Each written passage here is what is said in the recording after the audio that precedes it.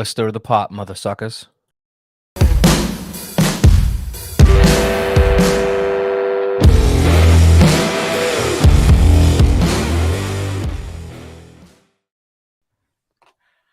What's up? Just enjoying my mustache over here. Oh, yeah. It's looking good, man. It's filling out. Dude, it's so blonde. It's so blonde. It's filling out. It's filling out, man. It's looking really good. It's the reverse Hitler going on. Seriously, I came back from the beach last week, and it literally had just blonde, like all of this. You can kind of see right here. Normally, you can't. The light's coming in, you can catch it. That's all blonde through here. Same thing up in here. It's awful. Anywho's, I got a lot of blonde, a lot of red, black. There's a couple. Same way. In there now. I'm Same like, way. Son of a bitch. Not the Same grays. way. Anything but the grays. Dude, I've had gray in my hair for years, and I'm losing it. So it's actually stopped falling out. That's positive. Anywho's, this is what you guys are not here for. Don't take your grooming tips from me. So welcome to the Comic Book Babylon, the greatest thing that happens every week on Two Brothers Comics channel. And yeah, you guys don't like Fantastic Four Spider-Man videos, so this may be the only thing that happens on Two Brother Comics channels. Dude, what now? I said y'all don't like Spider-Man videos or Fantastic Four videos. So, anywho's, we're gonna talk about She-Hulk. We've been super strapped for content recently. I don't know, man. The stuff I think is gonna be fantastic. Just and like as far as like actual comic book content, yeah, there's not a lot going on lately, and when we do post it, nobody gives a shit. So it's like, well, what are we supposed to do? I don't know. Kind of trying to feel it out a little bit. I know I got some monster grades this week on some CGC books. Are you going to show them off? Did you get them back yet or no? No, I just saw the grades just came out recently, so I will have them. I'll have them Monday, and then I've got another set that I should have like a couple weeks from then. So, but right yeah, on. some massive grade bumps that I'm excited to show off because I pressed and cleaned them myself because I do that now, and I got the Instagram going on _comic_. Wait, is it comic or comic book? The comic book or comic _book _chiropractor. That's what it is on Instagram. Yeah. So follow me. So next weekend we're coming down and I was going to try to do some videos for you. Oh, hell yeah. That'd be good, dude. Cause I actually got hooked up with one customer that is probably going to keep me slammed like She-Hulk's butt. You know what I'm saying? On the floor? Just yeah. Jesus Christ. We're going to get into that. Go to the floor. Does it just, I don't know. Anywho's, so we're going to talk about She-Hulk. Yeah. Cause Nick wasn't here last weekend, guys. So we didn't get to see, we've been being attacked from afar for 2 weeks and we haven't been able to get on here and talk our shit. But I promise y'all, we've been holding it in and we're ready tonight. We're going to let it loose on y'all too. We're just going to let it all out. But we did have a great stream last week, having my buddy Lawrence on here. A lot of positive comments and conversations had after the fact. So definitely want to do that again.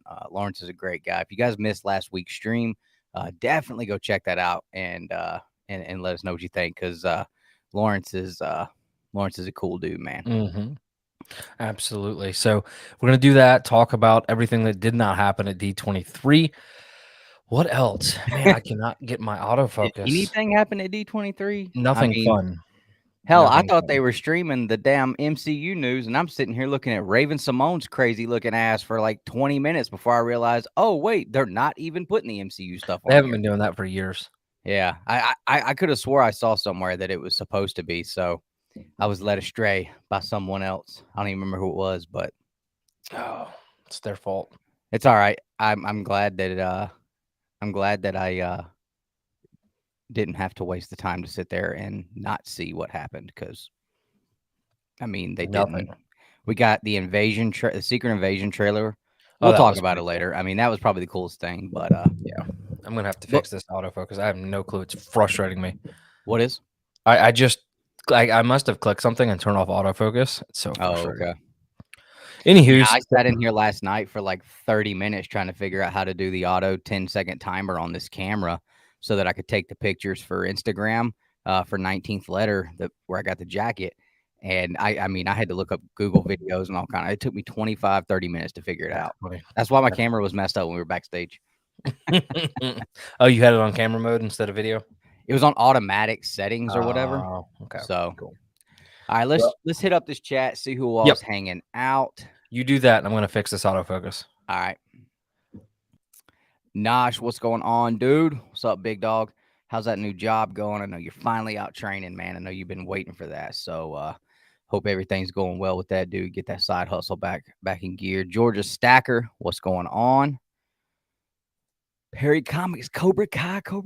Man, I want to say that I absolutely loved this season, but it's been so good for the last 4 seasons. I felt like this one didn't really live up. It didn't really live up. It was still cool. But it didn't live up. So I don't know. Let me know what you think though when you get done watching it, man. Let me know what you think.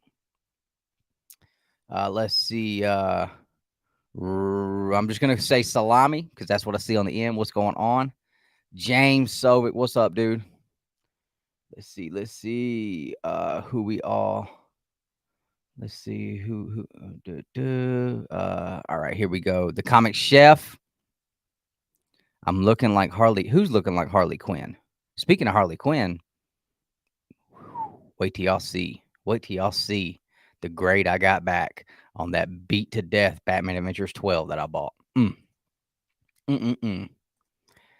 Yes, sir. Let's see. Bleecker Street. What's up, dude? What's up?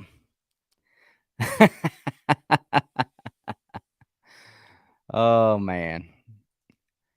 Let's see. You felt that. I know. I saw when you posted that, Perry, when I was talking about, every time you get something, you put a lot of time and effort into that edited video and think it's going to turn out great. Nobody give a shit. I know what you're talking about, man. I know that's what you was talking about there. Yeah, I know, dude. I wasn't when I said nobody. I mean, I didn't mean. I mean, I know we have folks like you, man, who's gonna watch it. But Don Dizzle, what's going on? Nick the Comic Nerd, what's up, dude? Journo, what's up, dude? Kyle, what's up? What's up? CJ. You know what? I completely forgot about you, dude. I'll be 100% honest with you. Hit me up and let me know if you have anything going on tomorrow. I can come meet you tomorrow and drop that stuff off to you. Damn, I forgot about you. Do I have a college football team I like? Nick and I used to be like diehard Florida State Seminoles fans. But I don't have cable anymore. And ever since Jimbo left, I mean, that organization turned into such a joke. It did nothing but cause me heartache after heartache. And I stopped following it, and I never gave a crap about NFL. So closest thing I could say would be Florida State, but that was a while ago. They did beat LSU last week, Nick. I don't know if you saw that. If they win national championship, I'm a fan again, just so I can talk crap to the Georgia guys. Not me, man. Not me. I don't know. Steve White, what's up? And Vinny Whitlock, what's going on?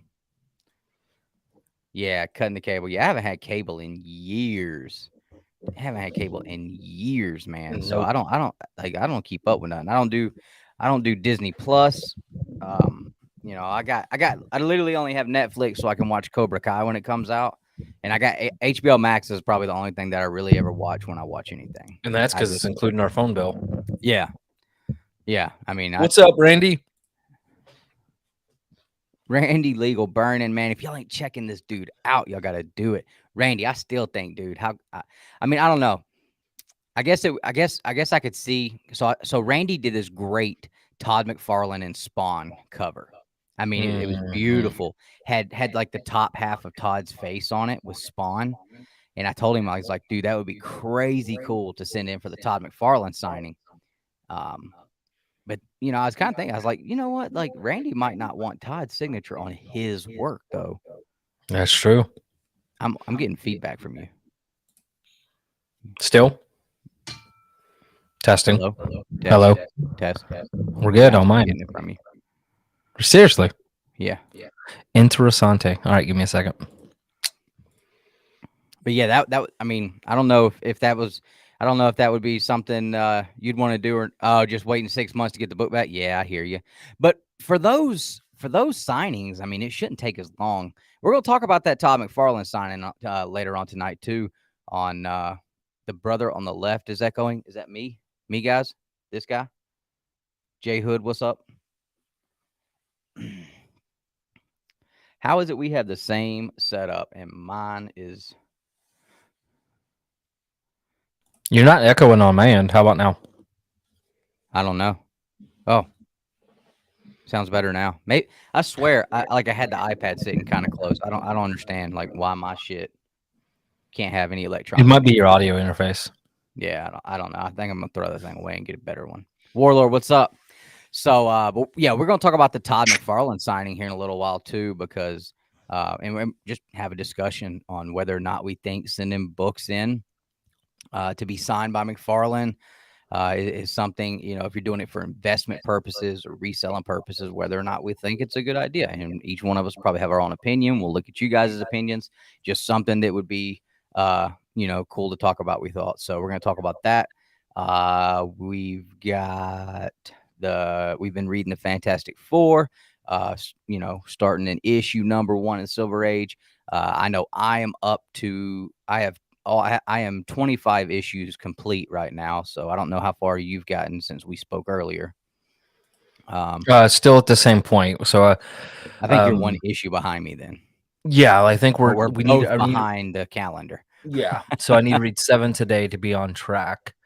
I would be up. If I started now to read 7 issues, I would probably finish about 9 o'clock. That's where we need to be. What is today? Yeah, 6.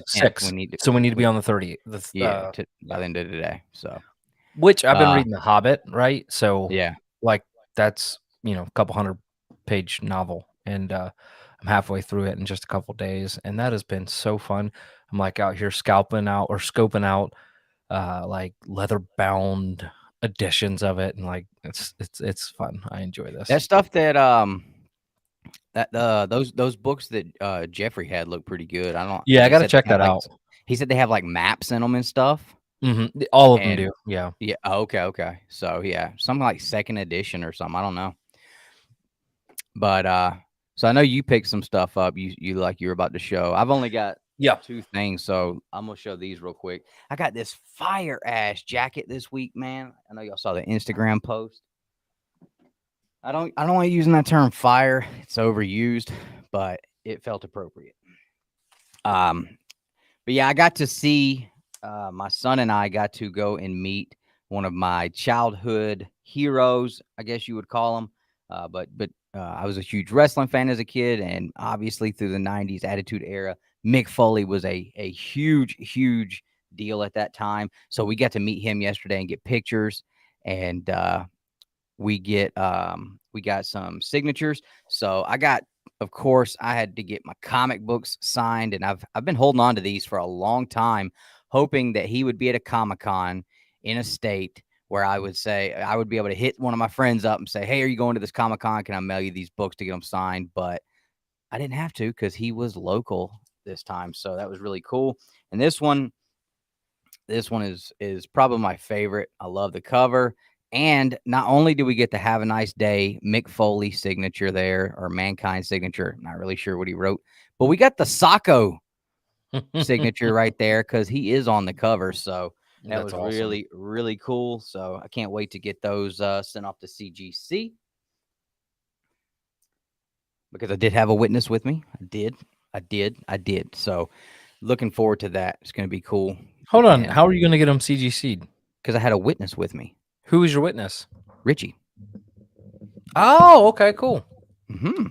That is pretty neat. How was the actual experience of just meeting and talking to him? It was cool. We didn't get to talk much. They were moving us along really quick. So it was like hey, loved you as a kid. Now my kid's 7 years old. He loves you and thinks you're awesome too. Thanks for the memories. Shake the hand, took the picture, bounce, get out of here. Next person.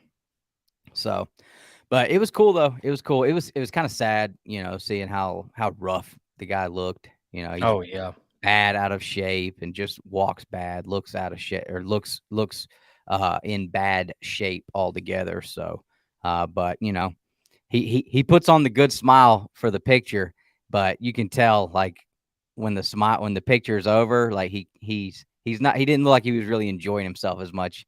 But he's cool. He's cool to you when you get up there to talk to him. So, but who knows what was going on? I mean, might have been having a bad day. He's always seemed like he'd be a super nice person to talk to. So for sure. Cool. Well, what else you get, or is that it? That was it. That's all I got. I saw Rami Salami asked if I went to the local shops. I haven't been to my LCS in probably going on 2 months now. So yeah, and if you're talking about like for the Hobbits and stuff, like the old stuff like that, when I brought that up, my shop doesn't have anything like that. So, but so anyway, super quick. I had Brew Breakers, The Ghost in You, a Reckless novel. So the plan is to collect all of those. I just wait for them to hit about $10-15 before I buy them. Number 3. And I got all these from Organic Price Books. You're just going ahead and picking them all up now, huh? I might as well. I mean, I've already started on the first 2. And then are you gonna read them, or? I've already read past where these are all at. Oh, okay. Yeah, remember I spent a good bit of time. I know you said that it was kind of like, Yeah, I may go back and try again, but it's different. Yeah. I think it has its ups and its downs for sure. What's up, Dan? Dan, what's up, dude? So, Dan, you rolled out last night before Tony brought me back in, but I was trying to jump back in and let you know, like, I wasn't. I was just, I was just doing my thing last night when I started talking all that smack, bro. I had to do that for a reason. I had to drop that belt for a reason, though.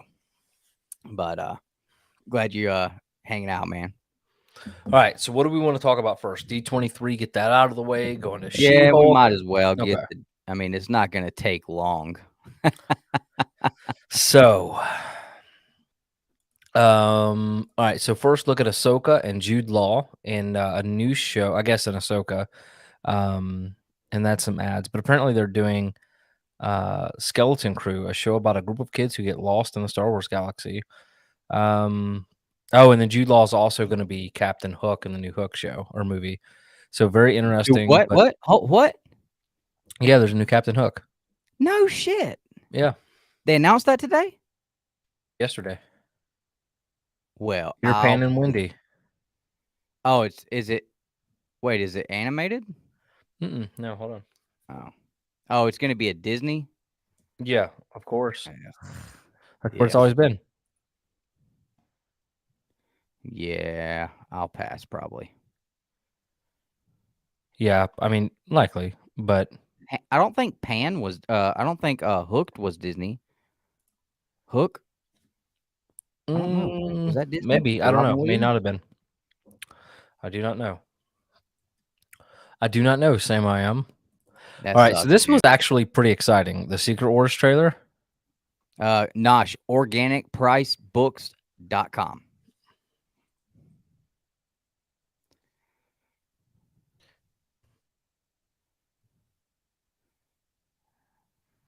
Secret Invasion. Yeah, Secret Invasion. I'm an idiot. There we go. So this was actually pretty good, guys. If y'all haven't seen, have you seen it yet, Dustin? Yeah, I watched it earlier. This is literally the only thing I saw that I was like, this looks kind of cool. Yeah, I'm kind of the same way. Yeah. But I've not been a huge fan of the Skrulls and I mean, the Skrulls and the Fantastic Four are fine, but I'm not like a huge fan of Skrulls just in general. I think they're kind of odd. You've been avoiding Earth. Yeah, I think we would need to read the Secret Invasion books to really get a better handle on how they evolved, later on. But Super Skrull, that issue was cool. 18. I mean, I thought that was pretty neat. Yeah. I hope they don't turn him into like a deadbeat, washed out drunk like they do with every other, character, with Luke and Han Solo, and just turn them into a bunch of deadbeat, Oh, you talking about Fury? Yeah. And what they did to Kenobi. Make him look like a weak punk bitch. I didn't understand this. Like, are all those guys one guy, or are they? No, they're all Skrulls. Oh, okay. Unless that guy's a mutant. Oh, okay. So this is actually pretty cool. That girl right there, that lady. She. Oh man, sorry guys, I didn't mean to do that. So she. Did you just assume she was a lady? That she was a girl? Is that what Oh, you? she's did definitely you a female. Hold on, here we go. Let's see if she'll come back up. This is just the beginning. This is my war alone. Hold on. Standing between them and what they really want. Oh, that's Emilia Clarke, from Game of Thrones. Bro, they went hard on those damn ears, dude. Yeah, they're. But I mean, it's like that. So first, look at her. Look, she actually knows how to hold a pistol. That's cool. Well, I mean, if she's pointing at somebody, she probably should have her finger on the trigger, though. That's. I guess if you're gonna pull it out and point it at somebody, we don't know the reason scene why what's you should going be on. doing that, huh? So we don't know what's going on in the scene, so we can't say that. But at least she has. All right, I'll wait until we see it. But Okay. if she's pointing it at someone, that finger needs to be on that trigger. Don't pull it out unless you're ready to go. Yeah, dude, these ears are hard. That's what I'm saying. Like, they don't just like go out. Like, those things got a long hook on them, man.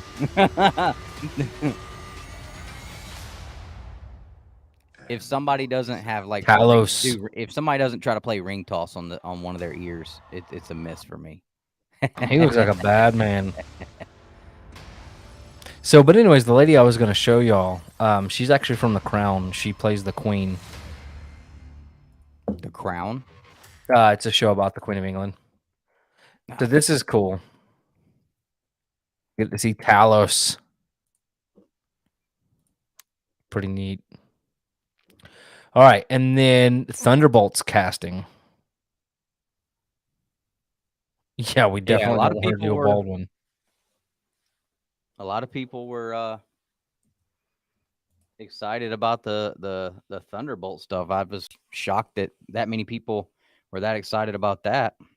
Well, I'm not. So if you look at this, if you look at the casting, so I don't know who the lady on the far left is, but then you have Ghost, and then you have Red Guardian, and then you have the new Black Widow, or I forget her actual. It's Black Widow's sister, and for whatever reason, I just cannot remember.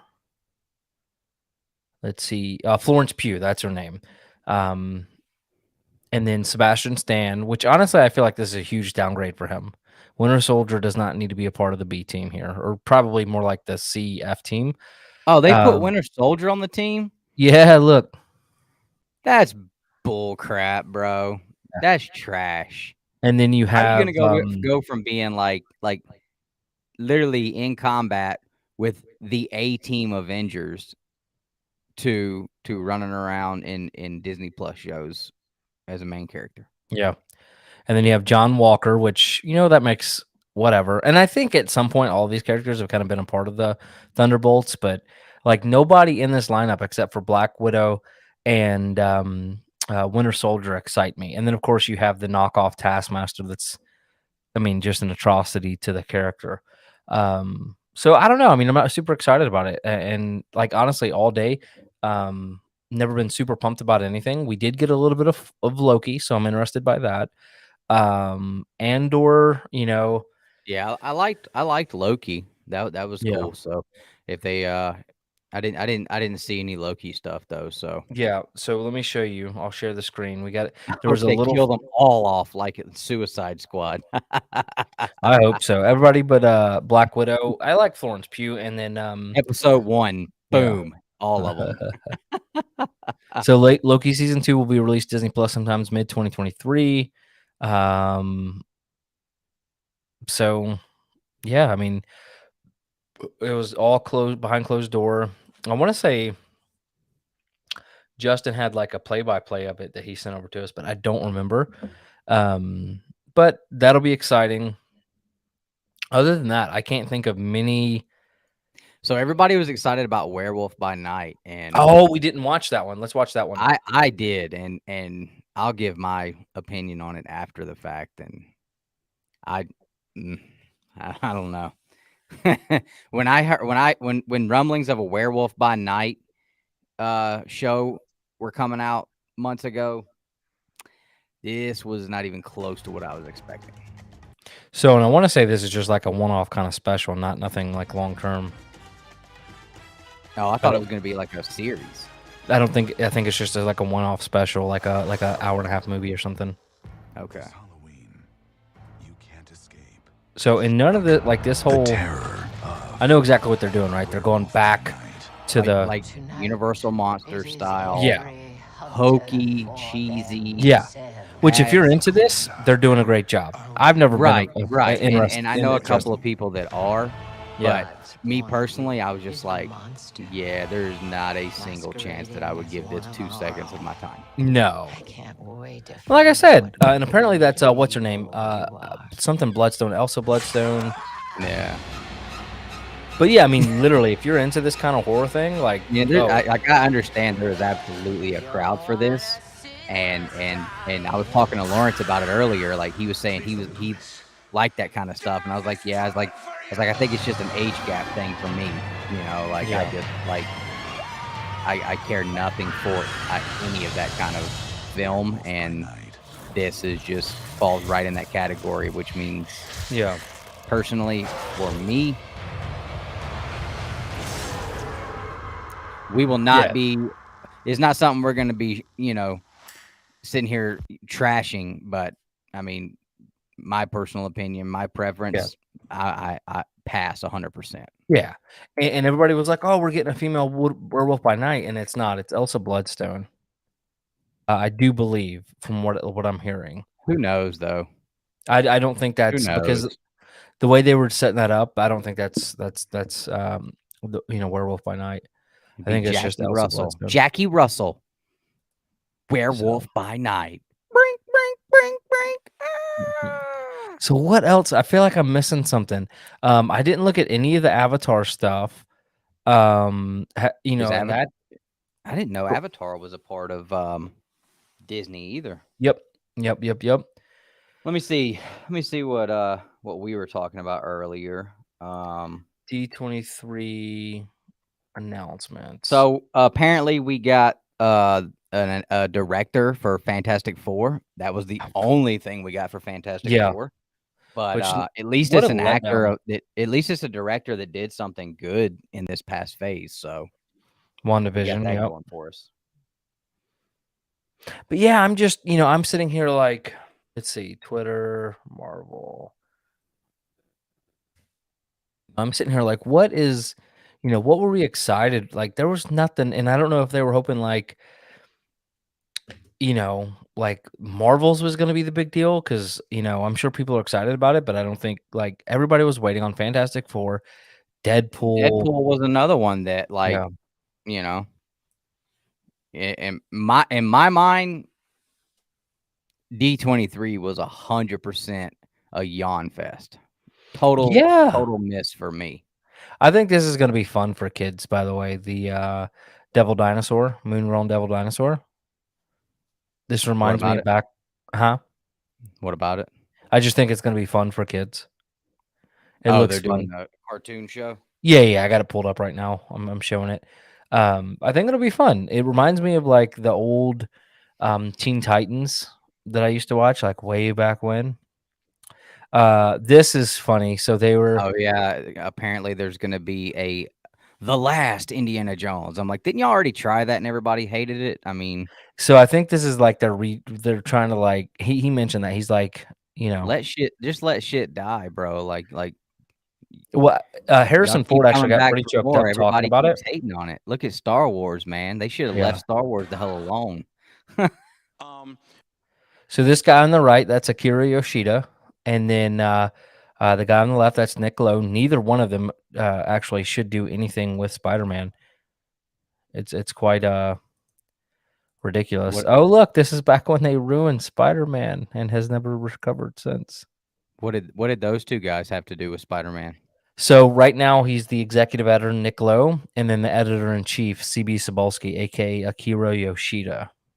Oh, so yeah, I mean, I'm not even a Spider-Man guy, but I agree. If they're allowing the crap that's been happening, and with Spider-Man book comics, I mean, yeah, this is just so frustrating that they off. didn't give anything for Fantastic Four. Yeah, we got the same logo. We saw that logo in 2018, bro. We don't need to see it again now, and you make Armor out Wars. like it was a big deal. Just announced D23 Don Cheadle will return to Marvel Studios Armor Wars. We already knew that. Yeah. That is a really cool poster. Was just like I think this was just like a, well, maybe everybody forgot, so we can just slip some of this stuff in here as being new stuff. I mean, they're talking about Fantastic Four being released next November. No, I thought it was 2024. I could have swore it was 2024. Okay. I could have swore at C2E2 they said 2023. You're struggling with dates, man. Well. Oh, and this is funny. What is that? People were taking this screenshot and putting it over Wonder Woman's poster. Wonder Woman 84, because it looks like something from like Wonder Woman 84. Gotcha. Midnight Suns. Honestly, I think this is going to fall flat, just like the Avengers game did. Yeah, there's supposed to be like a new Captain America game too, but that Avengers game sucks. Well, it's because people don't want to play the Avengers through the eyes of Kamala Khan. They want to play the Avengers through Tony Stark, Captain America. Yeah, like you get to be Spider-Man, those guys a little bit here and there, but like for the main character you play for the majority of the game is not those characters, and I'm just like, well, I'll be damned if this wasn't a daggone bait and switch. Oh, that's cool, dude. Look at this. Iron Studios. They're doing the meme. That was cool. But yeah, I mean, it honestly was a total letdown. I mean, and I don't know if they were from the Marvel standpoint, they're like, let's let the Marvels be the big hit. But honestly, I've not heard one person come out and be like, oh my God, we're so excited for the Marvels. And then maybe it was Avatar they really wanted to, hype up. It looks good, but I think the hype from the Avatar's kind of really died down. Yeah, I don't know. I wonder what. I mean, when are they supposed to? When are you guys supposed to start filming Fantastic Four? I mean, you would think they would want to have stuff in order by now to be, ramping up for it or something. But yeah.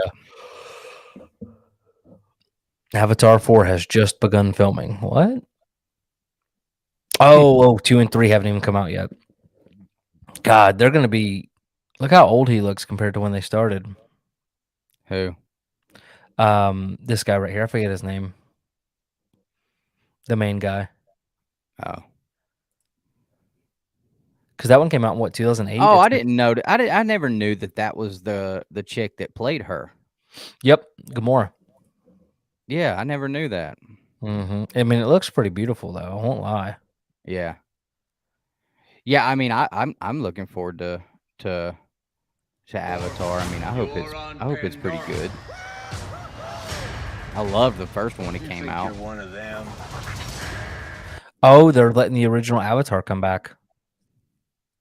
Well, he stayed there. No. I'm saying they're putting it back in theaters. Oh, I didn't know that. That's cool. Mm-hmm. Yeah, very intriguing. Very intriguing. Oh, and the other big announcement. This was a big announcement today. Look who's coming back. He's coming back as the leader. I mean, how stupid. Like, that's what you guys really... Like, that's what you're announcing today? Oh, and then, like, Captain America, New World Order. Like, nothing really fantastic heard about that. I don't know. The whole thing was a big letdown.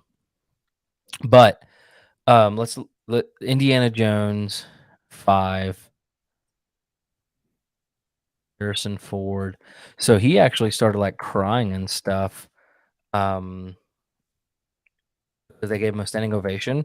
And I'm like, man, and I tweeted out, I was like, well, I hope they don't like ruin Indiana Jones like they did whenever they turn him into a deadbeat in Star Wars. That'd be really sad. Just turn him into a total jackass. Yeah, like he's abandoned all of his children and no one, I think I'm very proud to say he starts crying here in a second. Indiana Jones movies are about mystery. God bless him. Adventure, but they're also about heart. God bless the old man. You know what the MCU needs, bro? They need Clint Eastwood. That's what the MCU needs. That Joker. Really human story. We need some Clint Eastwood out here. That's what we need. Movie that will kick your ass. See, even Harrison thinks that Clint Eastwood would come out here and just kick everybody's ass. It's just sweet to see the old man get. I mean, Harrison Ford has been at the center of almost every major, Star Wars, Indiana Jones, the movie based on the book, the novel, the robots and crap. Why can't I think of it? I'm having a rough time tonight. It doesn't matter, Ryan. He's still Clint Mother effing Eastwood, bro. It does not matter. Not even a little bit. Why can I think of that film? It's a massive sci-fi.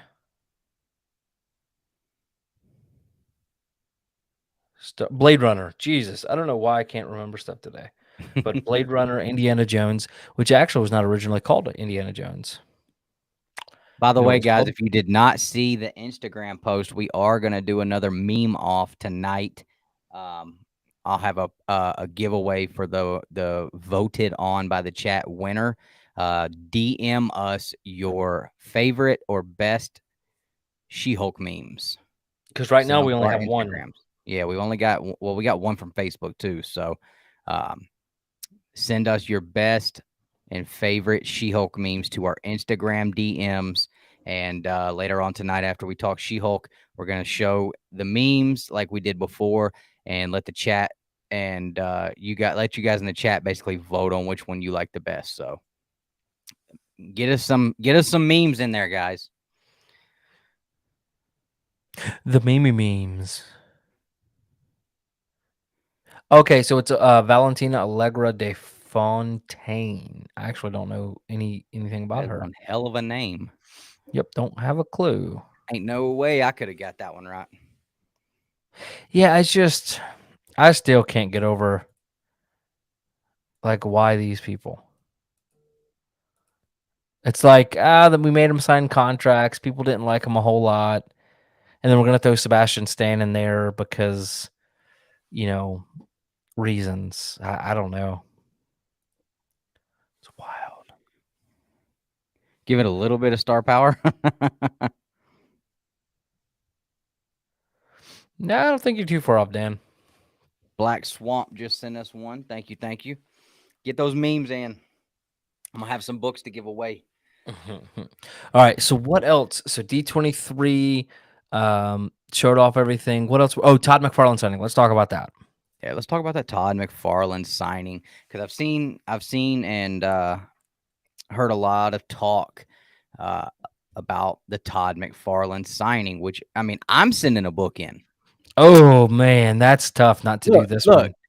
Is it not, dude? How many times have I sat here in this seat and said Todd McFarlane? Why do they not have custom labels for Spawn? And then I've said his signature could literally be a custom label by itself because he has so many other books he does. People would pay to have a signature series custom label with his signature as the graphic. And there it is. There it is. Yeah. See, I was burned. Stole my idea, but just saying.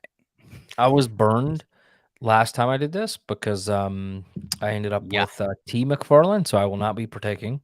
Yeah. How shitty would that be to get to pay for the Todd McFarlane label and you get T McFarlane as a signature? I'll tell you right now, when I send my book in, I'm going to write all over that damn bag write your full name or do not sign the book.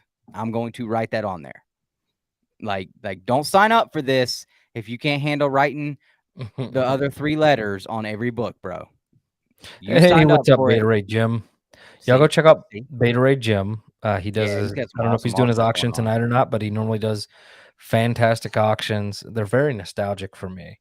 It reminds me of a time whenever Dustin and I were just young comic book lads spending hundreds of dollars on dollar bin auctions. I'm not saying his are, I'm just saying this is what we did.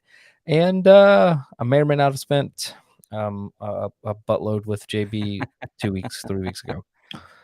May not have. Tough Book, what's up? Yeah, he might do TM. He definitely might.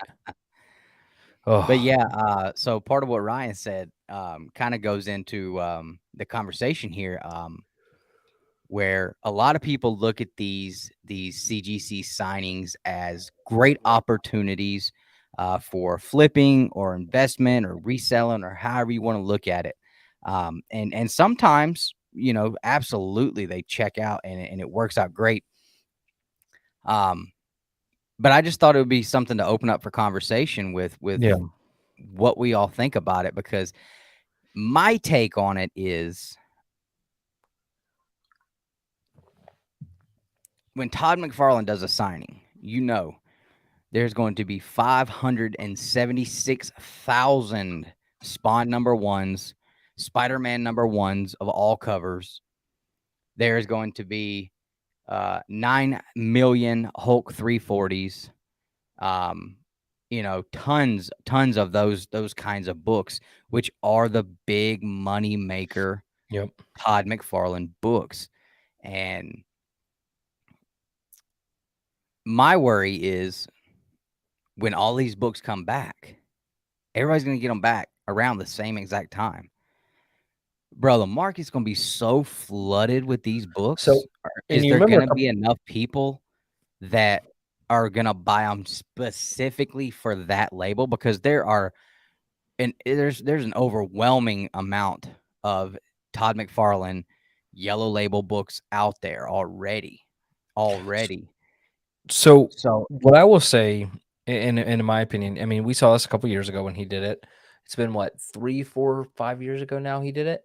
But anyways, which is when I sent mine in, and I got a significant uptick on mine. I mean, I was able to trade mine plus a tad bit of cash for like a $1,200-$1,300 book back then, and it was only a 9.6 with the T McFarlane. But what you I'll tell you did go from a raw book to a 9.6, so I mean that makes a huge difference. Yeah, but 90% of, you know, probably 95% of everything is going to go from people submitting raw books to grade with, you know. But what I'm saying is back then, and even 2 years ago, I think people were spending stupid money on everything. So I think you could have made hand over fist 2 years ago, a year ago, 6 months ago. Now you cannot get rid of hardly any books unless you're selling it for well under FMV, because it's just FMVs are crashing left and right.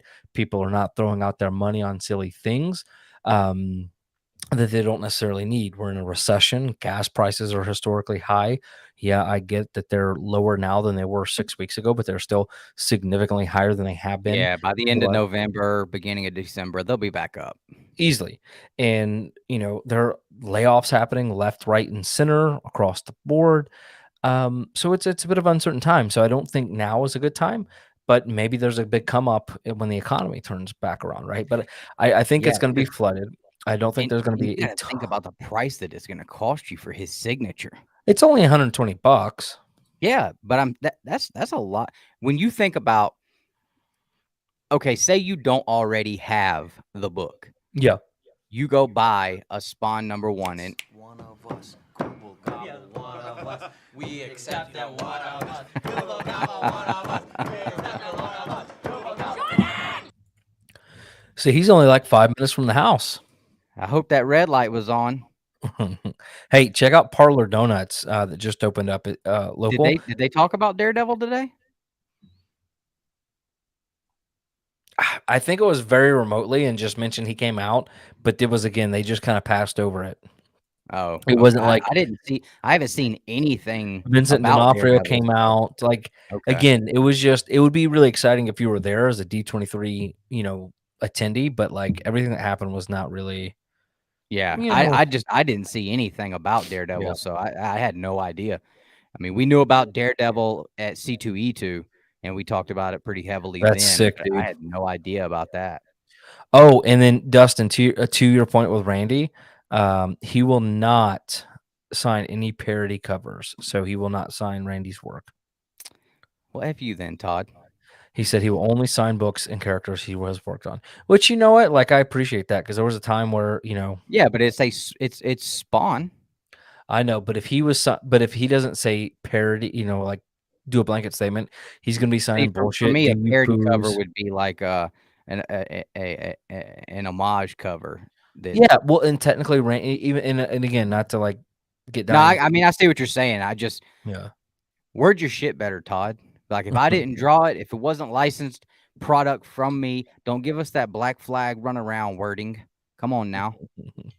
Speaking of which, No, we're not even going there. God bless that man. That's all I'm gonna say about that. But Jesus Christ, I feel terrible. I mean, not for anything we've done, but just as a person. But hey, that's a good idea, Ryan. Send a raw Spawn blank sketch in and then burn over it.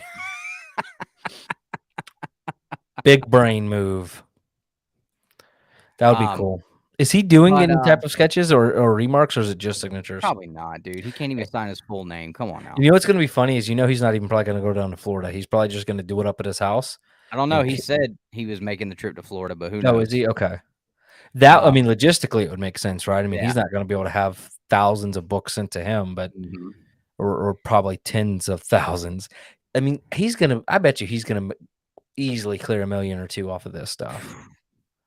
Well, and here's the other thing with like whether or not it's a good idea. Like if you don't already have the Todd McFarlane books right now, they are definitely probably going to cost you more than they would have cost you 3 months ago. So you're looking at, say a Spawn #1. I don't know if they're still up around $25-$30, but say you're into that for $30. Yeah. And then it's going to cost you $120 to get the signature. Plus you got your shipping there, your shipping back.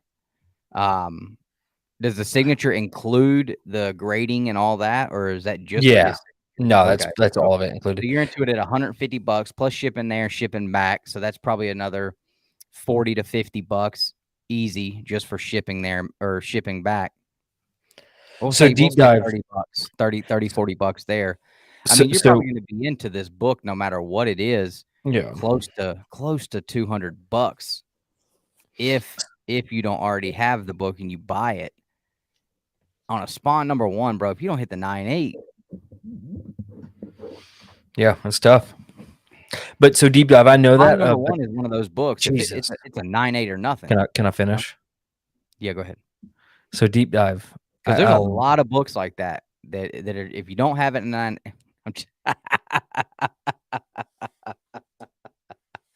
Come on, I was just kidding.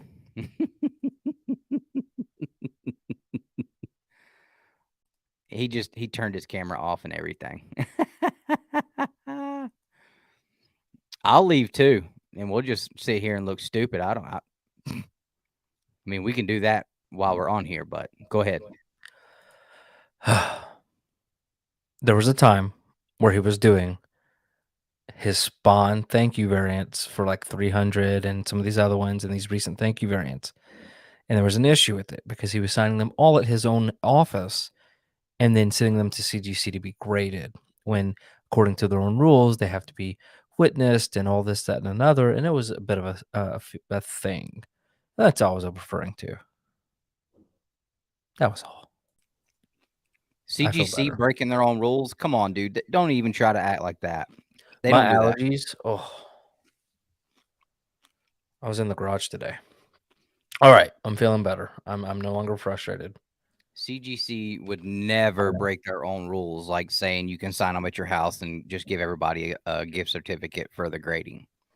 Well, at least CBC, or they didn't send it in loose books.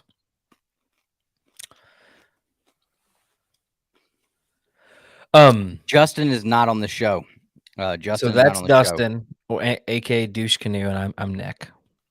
Yeah. And if you see anything that's on Instagram that's upsetting, it probably was Dustin that published it. But if you agree with it, it was likely me. Now, what I was going to point out here. Apparently, I've been deemed the guy that is the big asshole posting all the stuff on Instagram that What up, nobody Kenny? likes. So check this out. Not just CGC, but look, he'll also do trading cards, which I did not know he did, and now I want. That Spider-Man on the right looks pretty cool. That's what I'm saying, dude. See if we can see how much they are. McFarlane. Does anybody know about these?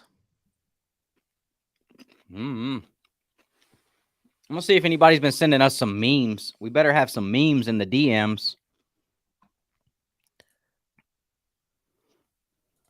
Uh-oh. Finding some information. DM those She-Hulk memes. We're having a contest tonight for some free books.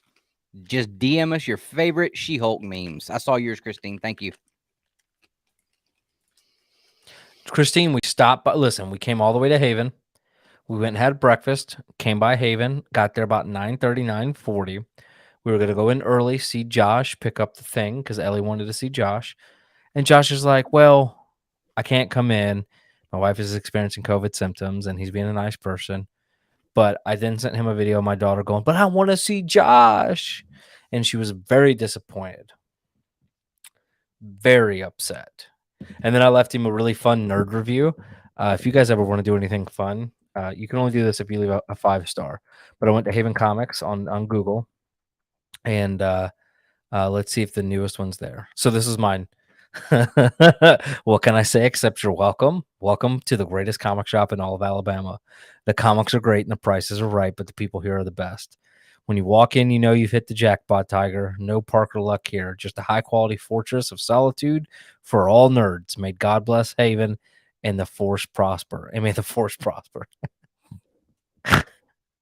No, we didn't get a chance to go in because Josh wasn't there early, so I couldn't go in. We went out to Decatur to a couple of bookstores guys been wanting to go to, but we're definitely going to come back and get them. But we did specifically make the trip to go out there, see Josh, and pick those up this morning. But because he wasn't there early, we couldn't go in, so we're going to come back. I can confirm. Last time I was in there, I hit the jackpot. Tell me that isn't the funniest thing. Like, and then my favorite thing, I was trying to really mess with Josh because everything else I was like making puns, like Disney puns and stuff. And then I was like, may the Force prosper. I'm like, because it's may the Force be with you from Star Trek. And then, may the Force be with you from Star Wars. And then live long and prosper from Star Trek. And I was like, well, let me try to figure out. The only reason why I know that is because of Big Bang Theory. Yeah. So, but anyways, I was really trying to screw with him. And I bet you this was like Kaylee's or somebody. I doubt this was Josh that responded. But if you guys want to, definitely go on to here. It's Haven Comics in Huntsville, and leave some deep dive. Some 5.0.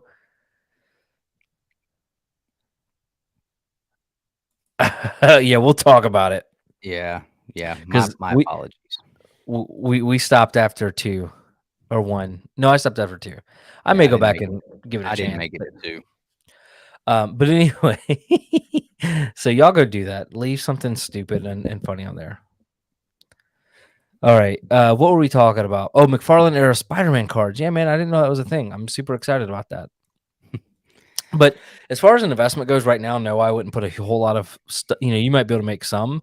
But the way comic books just aren't selling and prices are constantly dropping, I just don't see it being something that I would put a ton of time, effort, and energy to try to flip, right?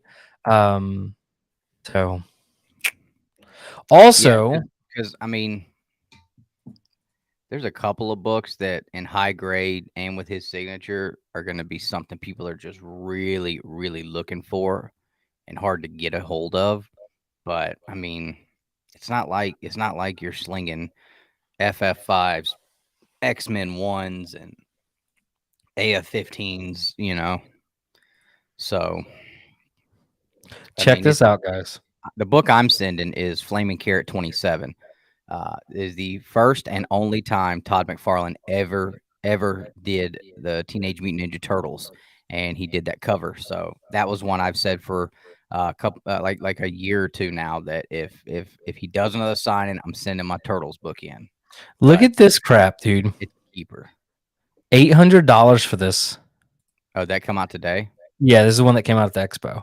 And then I guess they got Cebulski to sign it. Well, they look different. There's 2 different sets, yeah. Let me see the first one on the top. If I okay. Whenever I try to click on it. But anyways, $800, $500, which is not too bad if it's got both of them. Not terrible, not great. But I don't want the signatures on it. That's stupid. And then this one is $2,000. Let's see if they actually are comic book sellers or not. Let's just see. Instagram, Alan. Instagram. Everybody send your favorite She-Hulk memes to Instagram. Why in the world is going to win some free books tonight? Some exclusive covers. I don't want Niccolo or Akira Yoshida's signature on a book. It's so silly. Yeah. Like, who wants... Oh, and then look, nobody wants these... Like, I would want Humberto Ramos' signature. He's the one that drew it. Let's see who this person is. Just so silly. I don't even know how to describe it. You know what? It's probably a whatnot seller. A brand new, unused, unopened, undamaged item. Oh, okay. That's condition. Where's this person? Let's see if they... How do you get to somebody's actual, like, thing? Go back up. Go down. Little bit. Over. It's Rage Dragon. Go up. Take your arrow straight up. Yeah. Let's see if they actually sell. So they sell, but they're not a comic book seller. Okay, so this is hilarious. I wonder if he takes offers. Should I make him an offer, guys? Good chance that thing is going to be packed like doo-doo too. 100%. I should try to make an offer. That is selling a comic book, and they don't specifically deal in comic books. I'm not even going to entertain it. I should make him an offer. Sold though. Oh, I doubt it. Let's see. But I should try to go make him an offer for like $200, and then when he comes back, he's like, "Are you stupid?" Be like, "Dude, I think you're dumb." I wouldn't even offer him 200. Wow, how the mighty is fallen. Huh? You can get the how much is the 9.8 less than $800, bro? Bro, that thing was close to $1,500 at one point. Look at this, $579. Yeah, that's how bad comics have dropped. Yeah, and that Joker wants $2,000.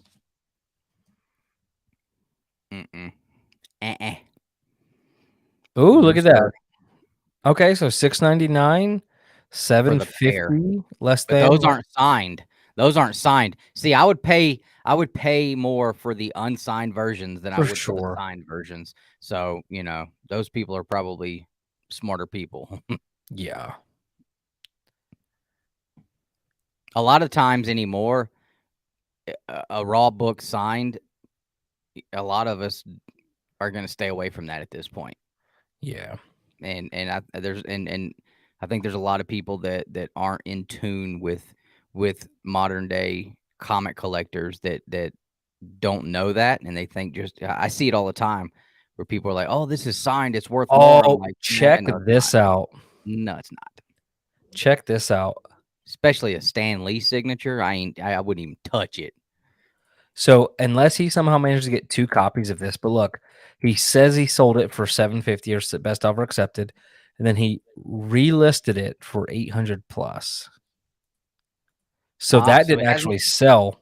Yeah, that's some shady dealings. What about that other one under there? It just says this listing has ended. It says best offer accepted, but who knows? Okay, that's crazy. I mean, why would you? I wonder why they relisted it. I don't know, man. I don't know. Very intriguing. Seems a little sketchy. Yeah, I'm gonna maybe offer some people like $200, see if they'll bite. Why would you want those though? You got the original one. Because this one's Spider-Man specific. It's got the birthday cake to Spider-Man on it. That's really why. Because it's not a Marvel Comics 1000. It's the Spider-Man 60th anniversary. That and I just I love the way Humberto Ramos draws. What is the actual book?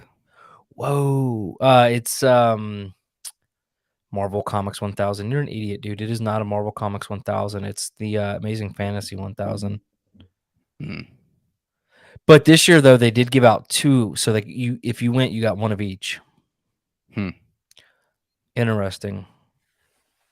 Where do they do this at? D23 at the 60th anniversary Spider-Man panel. No, I'm saying that they probably do that out in like freaking California or something, huh? Oh yeah, I think so. Anaheim, I think. This one's only $1.25. That's a good deal. $1,000. No. It makes me a little nervous that not one of these pictures are bagged and boarded. Because I don't think they give them bagged and boarded. I think they just hand them. I'm saying though, like if you were going, oh, dude, the spine ticks on this one. Check this out. I mean, that's what I'm saying. Like you didn't have a bag and board. You could throw it in to take. Like that's because all these people are not comic book fans. Look at that. That's exactly my point. Dude, that's like, a square bound book bent in half. That's exactly my point. Like I would be super worried about how these book, what the condition, because you look at that one picture. Go back. Wait a second. Go back. Hit another picture. Oh, never. Okay. Bro, I swear to God, I thought I saw the foot of a chair. I'm like, these people are literally putting the books on the ground at the show and taking pictures to put them on eBay. It's wild, dude. But yeah, it would make me a little nervous if I was looking to catch one to put in to get a 9.8 in with the condition that I would get it in, man. That especially for the amount of money people are asking for them. Jesus. I'd do like you did before, dude, and just wait and buy a 9.8. Yeah, I mean, hell, if the original one's crashing, this, I mean, look at the waves on that, dude. Yeah. Yeah, waves you can get out. That ain't a problem. No, I know, but I'm just saying, like, some they did not treat these books well. No. Well, that's because Marvel is not about comic books. They could give a shit. They weren't there to talk about comics. They was there to talk about not Fantastic Four. Oh, those are balloons. I'm like, why are there a bunch of balls on the floor? Oh, you didn't pick up on that? I saw the balloons, and I wondered why they were all Spider-Man balloons, so I didn't know that. Wait, go back. What the heck was that? What? In front of Black Panther. What the heck is that? Maybe a cake? For some reason, I thought it was a prosthetic leg when you sweep by it. I'm like, who is that? Oh, it's not a cake because Mickey has the cake. Yeah. But who knows? There are a lot of cool Easter eggs, though. There's, the Magneto helmet on the top left, which is cool to see. Some of the covers in the back, which is fantastic. Some really cool panels. I don't know why. There's a Deadpool. There's a Deadpool on the shelf right beside the door. I don't know why they insist on putting Captain Marvel on there, like she's some massive historical comic book character that everybody has loved. Captain Marvel. Carol Danvers. Yeah, like everybody else I get, but like I just don't like put another character that people actually cared about. Like put Mary Jane. Yeah, that would have been a good spot for Mary Jane. She wouldn't be at his birthday party. Ugh. That is pretty cool though to look. He does really good covers. All right, well, let's move on to the next thing. You can look at this in your own time. Hey, people did not come here to watch you shop on eBay, bro. Oh, my allergies.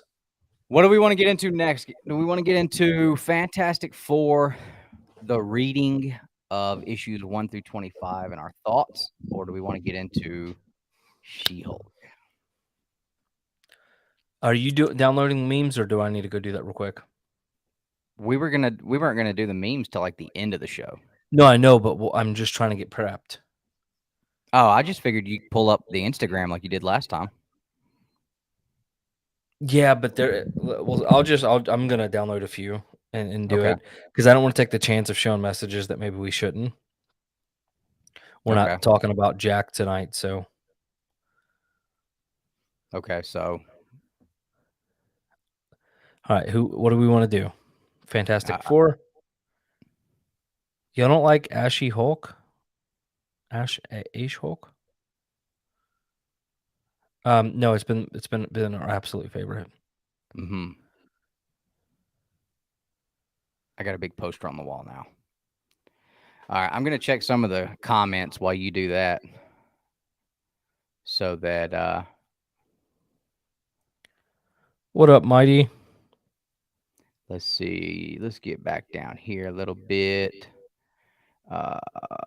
Trying to see what you guys have been saying here.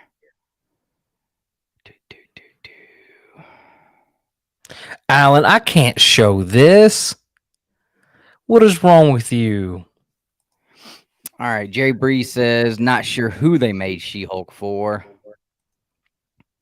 Disney is like, let's milk all those old animated series classic properties. Yeah, for sure. For sure.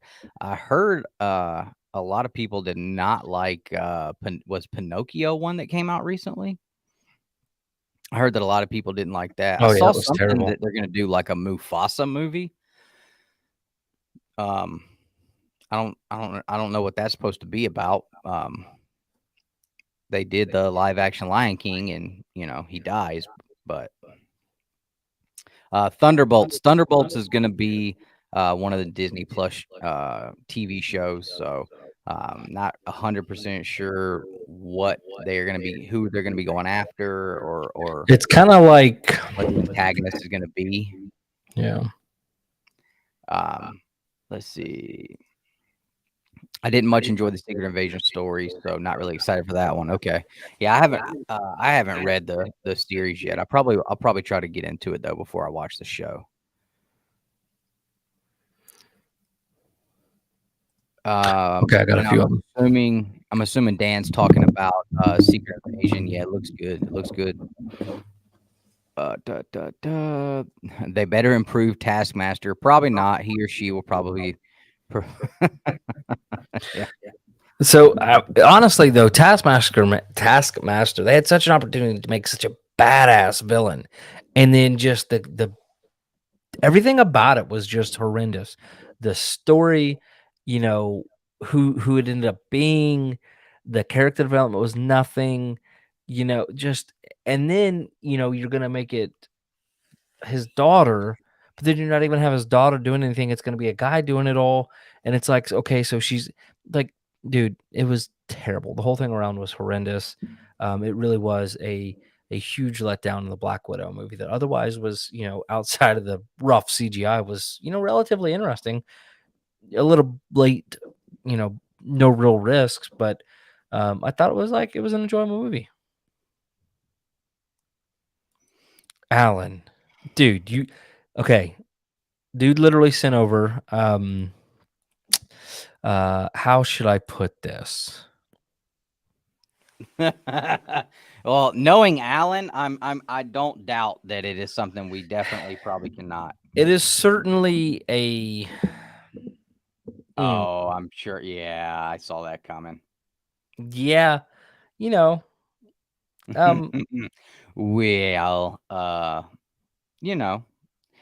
but yeah, if you guys have anybody else wants to send in your favorite She-Hulk memes about the show, you can send those in. The show on Disney Plus, you can send those in, and we're gonna show those all off in a little while and decide which one is the best, and send that person a couple of free exclusive comics from 616. So I guess we can get into She-Hulk. Okay. And then we'll get into talking about how we are enjoying or not enjoying the Silver Age Fantastic Four that we've read so far, as we're reading through the entire run of Fantastic Four. I know I'm going to do volume 1. I don't know how much further I'll go than that, but we'll see. You got to commit. I committed to volume 1. All right. Is what I was thinking. So She-Hulk. Well, hey, the rules are read every Fantastic Four comic book ever. But if they start sucking butt like Spider-Man did the last 25 years, that's a lot of wasted time. But it is such, man, it's so amazing to be able to tell somebody, the whole 4 people I know, I've read every Spider-Man comic book that's ever been produced. What have you done with your walk life? in the room and just put your Spider-Man dick on the table. Bam. By the way, this Thursday I will be on Haven Comics live show talking about all things Spider-Man and The Hobbit. Awesome. They invited me. So actually, see, I have yet to get the invite, and I've read the Hobbit comic books, and I've seen all the movies. So what it was is they were up there talking some schmack, and Alan was like, "Look, once y'all are done with Fantastic Four, we want to have y'all on to talk about it." And I was like, "It's fine, nobody wants to talk about Spider-Man though, so I definitely appreciate that." And then Josh was like, "Well, I tell you what, we'll have you on next Thursday. You can be our guest." And then, and so I told him, I said, my writer includes, what was it? I said something stupid like chicken nuggets or something dumb. And then Alan's like, "I'll go get that for you." I'm like, "No, I don't have to do it. Or I don't need that." But, there's Josh. Josh, by the way, Marco's Pizza, ordered it Friday night, got the barbecue chicken that I was pumped about. Forgot to tell him thin crust, and it showed up, and it was the thick crust, and I was pissed. So I ate 2 slices and threw away the whole pizza because it was gross. Ruined my whole night. I hate thin crust. Oreos, that's what it was. Christine. Or it was like Oreos and something stupid because I was eating Oreos. By the way, I did settle for Marco's Pizza that I couldn't even get today at the shop because Josh was being lame, and my little girl just wanted to come in and talk to Josh. All right, let's get into this. What was harsh? Hopefully nothing I said on He's purpose. talking about the pizza. You settled for I was so mad. I was very upset. Stinking pizza. All right, She-Hulk, episode 1. So would you agree She-Hulk has probably been the most controversial thing that they have put out so far? I would say the most divisive for sure, because you have people who no matter what Marvel does, they're going to love. Then you have people who love Marvel. Those are called Marvel homers. And anytime, that's the only time you will know it's me is if I put in there, like I did the one day, about Marvel homers. And I noticed none of you commented. And I thought that was very strange that you guys want to jump on everything and defend your precious Marvel, but none of you guys commented on that one. Kind of funny. So then call them out a little bit, and they just do that Homer Simpson meme.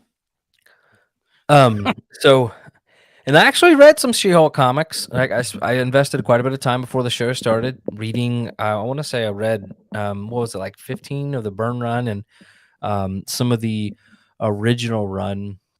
I see why the original run ended pretty quickly, but anywho's, so you have people who, like, no matter what Marvel does, they're gonna love. Then you have people who absolutely love the MCU and feel like what's happening is just horrendous, which I think we would fall into, right? Because we both have a deep appreciation of love of the MCU and what it was. And then you have people who just want to start shit on Instagram, which I don't know who that is, but it's not me. And so we'll start off with the fact that we were both super pumped about this. We talked about how we had actually gotten pretty excited about it. Episode 1 happens, and it was okay. I mean, there were some silly moments in there, and some moments that you're just like, that doesn't need, like, it was just stupid. Like the fact that you equate being, and I'm gonna summarize a little bit, but like I'm gonna let you talk before I go all the way off. Like the cat calling thing to like. And that's how she all of a sudden knows how to control her anger. And don't get me wrong, I understand in the comic book she did not go through the same stuff, and she controlled her anger, the Hulk form, a lot better. But it was just weird the way it was put. Like, oh, I get catcalled and I get angry as a woman, and have to control it, versus what everything the Hulk's been through, and those are somehow equivalent. And it's not. So that was silly. They should have just avoided that whole like, oh, why can she control the Hulk and as the showrunner calls it, He-Hulk, which is the dumbest thing I've ever heard. Right. Yeah. Calls it. So anyways, like, they should have just avoided the whole thing. It wasn't even like an interesting talking point. So that got stupid. But then they, really honestly, I know we got Professor Hulk, but it's starting the more I'm reading and seeing the Hulk in comic books, especially Silver Age and stuff like that, they have really just cut the balls off of Hulk. and made him a comedic relief, similar to what they did to Thor. And I put up a meme of like, him punching the the Qatari alien monster, 1? huh? In Avengers 1? Yeah, like Where he in turns around shattering that. and he's ripping the shirt off, Yeah. and he just And like, that damn granted, that thing is not hits the Smart Hulk, ground. but it's still Hulk. And then you have She-Hulk running him over in a Jeep. Mind you, dude's like somewhere between like well over 1,000 pounds. I think it's upwards of like 1,700 pounds or something. He would crush the Jeep. And people are like, well, he doesn't want to hurt his sister or his cousin. Like, didn't he just like throw her off? I've seen Jeeps get totaled from hitting a damn 150 Yeah. pound deer. And I'm like, okay, that will crush the Jeep. He would just stand there. So anyways, like, yeah, they neutered him, but it was just really ridiculous that they had to neuter the Hulk even worse to try to elevate She-Hulk. And the She-Hulk is such a great character on her own, doesn't need that, right? And I felt like that was the biggest issue for me. Doing that with every male character that they have since freaking Doctor Strange. They did it with Reed Richards and Black Bolt and Doctor Strange. Where'd you go? I have no clue. Can you hear me? Yeah. It just kicked me off. It was weird. Oh. But they did it with Reed Richards and Black Bolt and Doctor Strange. Yep. They did it with every damn body in Thor: Love and Thunder. Thor: Love and Thunder was just and they have proceeded to do it with the Hulk now. I mean, it's yeah, and it's just frustrating because like you read in the comics about She-Hulk and you're like, okay, she is funny, she's smart, she's intelligent, and she's elevated to a great level. And not one time did they have to rely on, shitting on the Hulk, right? And I also did think I hated the way they did her origin of it. And this is just me nitpicking, but I really like the fact that, she transformed into the Hulk because She-Hulk because out of necessity. Yeah, Bruce Bannon saved her, right? And this is another scenario where they flipped the script, right? Where it wasn't Bruce saving because we can't have a male character ever save a female character ever again. Well, and it's not even so, but it was very like weird to like of all things. I thought that you said like there was something somewhere they said like that's not going to happen anymore. You're gonna have not going to. Oh, no, I don't know anything about that. Okay, maybe but in the comic books, she was had been shot, and Bruce basically gave her an IV of his own blood, and that's what she ended up turning her. And then they flipped the script, and it's like, oh, the Hulk, he's Bruce's vagina and can't get out of the car wreck, and oh, my blood accidentally fell into your scratch. Yeah, like, so lame. So in the past, how long has it been? 14 years. Yeah, the Incredible Hulk and Bruce Banner have never bled in combat and gotten a drip of blood on someone ever.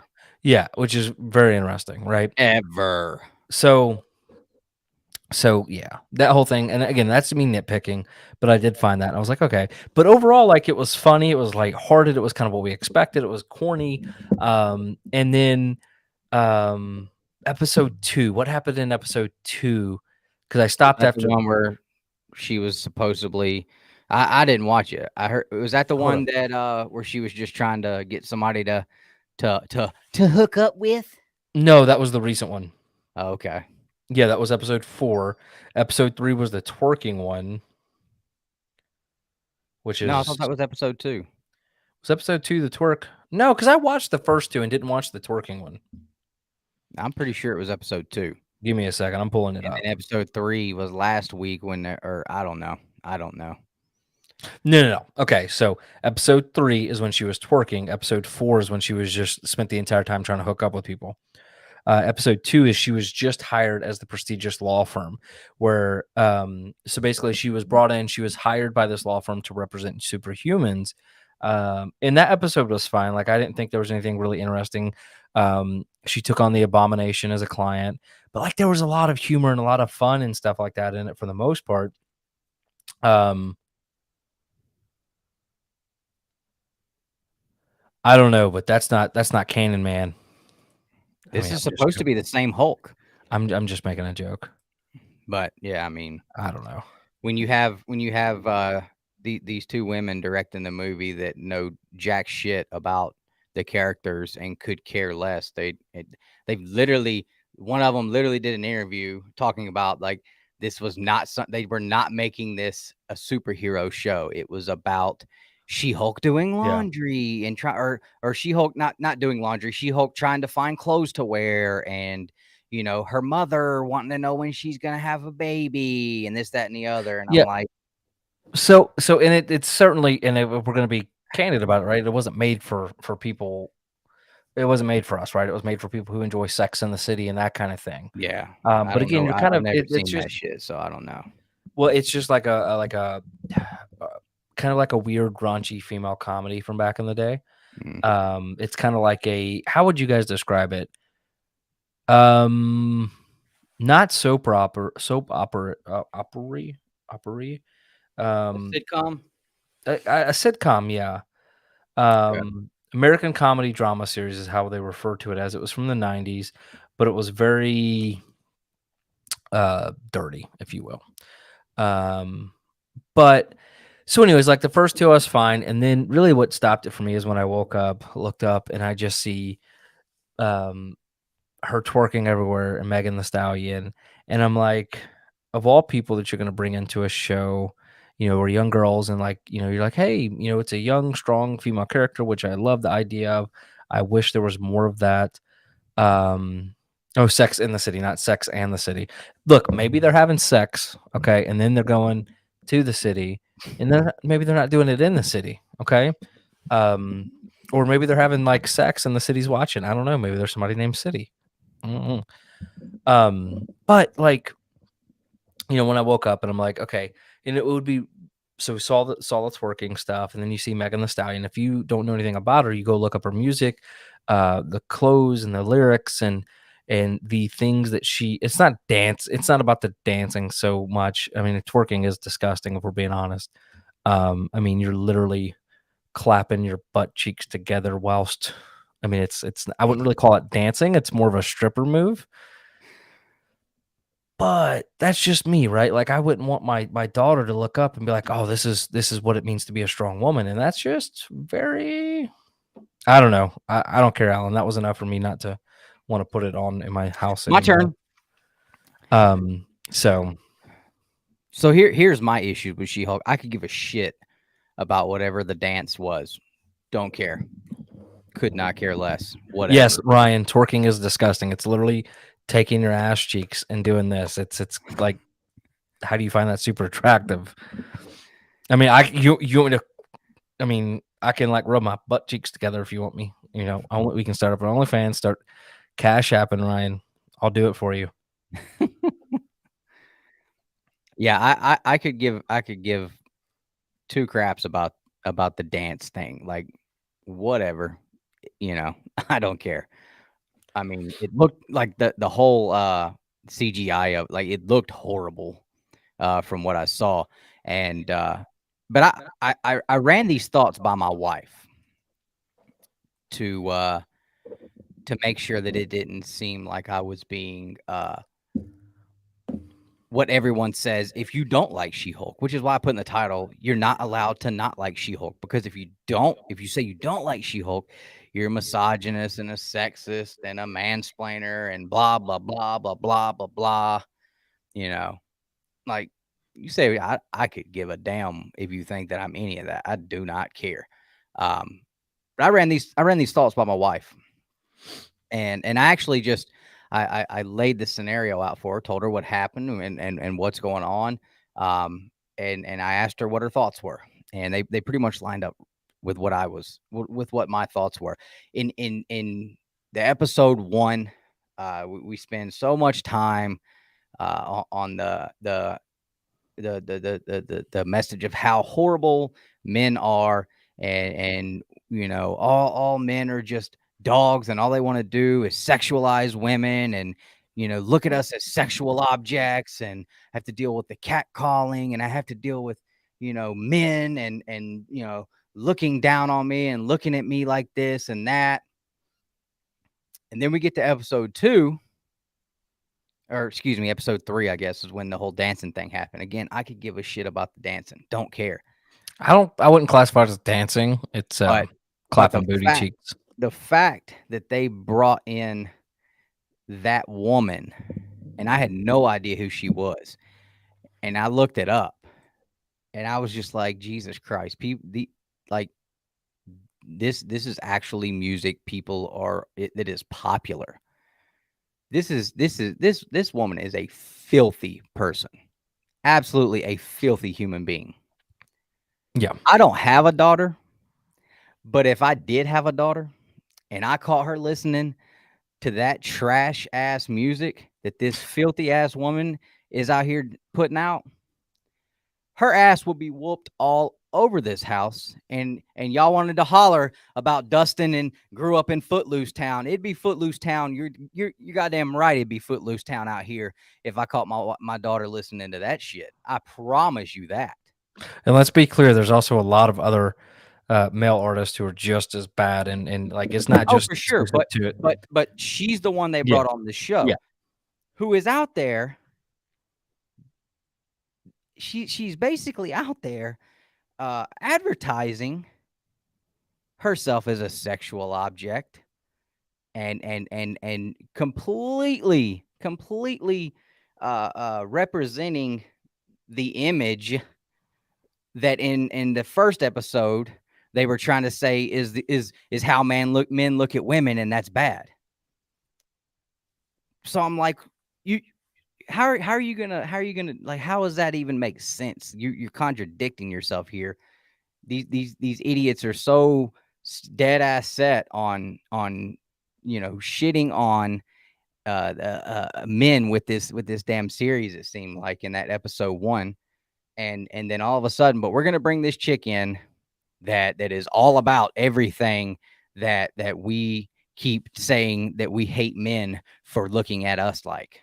And that right there, that was where I was like, you know what? Like, cause all the other shit that happens, like, I understand that's the character. Like this honestly might be close to the most comic book accurate thing we've seen in a while. But all the other bullshit that no. I could give it nope. They kiss my ass. Well, yeah, and like, and that her being in there just and if they bring in some more people like that, like that's not. Yeah, if she had not been a part of it, I wouldn't have said a damn thing. I'd have been like, whatever. Like They should have brought in a godly woman to twerk. That's what they should have done. Brought in a godly woman for it's not dancing, Ryan. Twerking is just clapping. I don't know what the context of it was and why they were dancing. I have no idea. Dustin doesn't care about the dancing though. Yeah. But I will say that again, the Jennifer character complains about, men looking at her as a sexual object and catcalling, but she's sitting there doing that and shaking her ass in an office made completely of glass in the middle of the day with a bunch of men around. That's like walking out on the beach in a thong and a see-through top and then getting pissed off because dudes are checking out your ass and looking at your rack. You could have put it a little bit nicer. I'm just saying it's the same shit. So, either put out a clear, direct direction that you're trying to take this in, or admit that you really have no clue what the hell you're doing. Well, for me, it was, when the showrunner starts talking about he Hulk this and he Hulk that, it's just like, yeah, that was dumb as shit too. But the fact that we're gonna sit here on Twitter and social media and shit all over Chris Pratt, condemn this man to hell, want him taken off of every project for doing nothing wrong at all. But they'll bring this filthy trash into to be a part of this with the things that she does and says and makes music about. But we'll bring that's totally fine. That's how fucked up everything is right now. I swear to God, it just drives me nuts how absolutely gone off the rails shit is right now. That we will try to take Chris Pratt and absolutely nail his ass to the cross, and he done shit wrong. But we'll bring her on and put her we'll put her in what's supposed to be our biggest thing going right now. We got it spread over all of our social media backgrounds and everything for our company. That shit just gets all the way under my skin and just runs up and down it. And if anybody, if that pisses off anybody and makes you, oh, I don't like you guys anymore, I don't give a damn. Sorry about it. Sorry about it. She is a very, very vulgar person. It's disgusting. It's absolutely disgusting. So anyway, so She-Hulk as a whole. My wife thought she was disgusting. My wife thought that what happened, she thought the same thing. I'm telling you, I don't have a daughter. Boy, I wish. Whoo, boy, I'd whoop that ass if I found out. Well, into some shit like that. Just wait till Hagen Same starts. thing with my son. Don't let me catch him on some bullshit neither. Yeah. No, absolutely not. You know, I raised my kid to be my son is being raised to be a young, respectable man. I know Nick is going to raise his daughter to be a lady, and this kind of shit right here that everybody wants to say is just okay. It's cool. And I don't want to hear on the replay or in the Instagrams getting these comments. Well, they're grown adults. They're grown adults. Oh, okay. So you don't think that this is the shit that the teenagers and 15, 14, 13, 16-year-old girls that they're looking at as being cool? Yeah, okay. No. Hell no. Nope. And somebody posted, because I posted something on somewhere on Facebook, and I was getting comments, you know, you're just being sexist, blah, blah, blah, blah, blah. Women, you know, or can be body and sex positive to do whatever they want and blah, blah, blah, blah, blah. It's like, well, look, you do what you want. That's fine. But don't sit here and tell me that I'm an asshole for catcalling you and then turn around in the same breath and be out there talking about wet ass. And y'all know what the hell the song is. I didn't even know what the hell that was. And I started. Oh my God, I forgot that was a song. I cannot believe that some shit like that was out there. And I was like, wow, okay, yeah. Dude, y'all want to be body positive? No, you want to go out there and be a hooer? You go on and do that. You be body positive hooer. Dustin, get you a bucket and a mop, son. Get you a bucket and a mop. I forgot all about that song. And if you don't know what that is, I had never even heard of that shit. I was absolutely J Hood. I don't think Madonna ever even touched a song like WAP. Oh my God, that is too funny. I forgot that song. Hey, regardless, J Hood, I think Madonna's garbage too. Oh my God. I forgot. Did y'all remember that song? Nah. I got a bucket. No. Did you watch the video? Did you watch the video? I looked her up on Spotify once I saw that, because I Googled her. And you gotta watch the YouTube video. It says she was a recording artist or some shit like that. Yeah, dude, but they are not. I mean, there's not a song that's been as explicit, and I'm sure there has been, but like a mainstream popular song like WAP. Okay, like a version. Yeah, I get it, but dude, it is not even close not even on the same level as WAP. You need to watch the YouTube video. It will make you cringe and sick to your stomach. I've been seeing all over the place. One of them Kardashian chicks is wanting to be in the MCU. I'm like, Jesus Christ, man! Like y'all just sink the ship straight to the bottom of the ocean, bro. Like, just sink it to the damn bottom of the ocean. I love it. Yeah. Oh my gosh. Yeah. WAP was hilarious. Y'all can be pissed off if you want to, but I cannot wait till he watches this video later. Oh my God. So funny. Because if all he's heard is the song. Perry, because I'm sure they're great actors. That's the point they're getting to at this. That's the thing I worry about, is that the MCU's going more towards like we could give a shit if it's good. We just want to get people to come and watch it. Yeah. You know what I'm saying? They're Disney-fying it. They're like everybody was arguing when I put up that meme that the Batman is carrying the torch right now for all the comic book movies this year. And some guy got on there and was like, well, how is that possible when Doctor Strange outsold it? It's like, well, how about because every fucking person that has ever watched an MCU movie in their entire life was looking forward to that shit because we thought it was going to be a banger. That don't mean it was worth a damn. That just means everybody was looking forward to it. We hadn't had jack shit to watch that was of that caliber in 2 damn years. So yeah, you're damn right. It probably outsold it because nobody was expecting Batman to be any good. I thought Batman was going to be the biggest piece of trash I ever watched in my life. Alan, you need to go Google WAP, and I'm gonna say it in my Alabama voice instead of W. I'm gonna say W. So Google WAP, Megan Thee Stallion.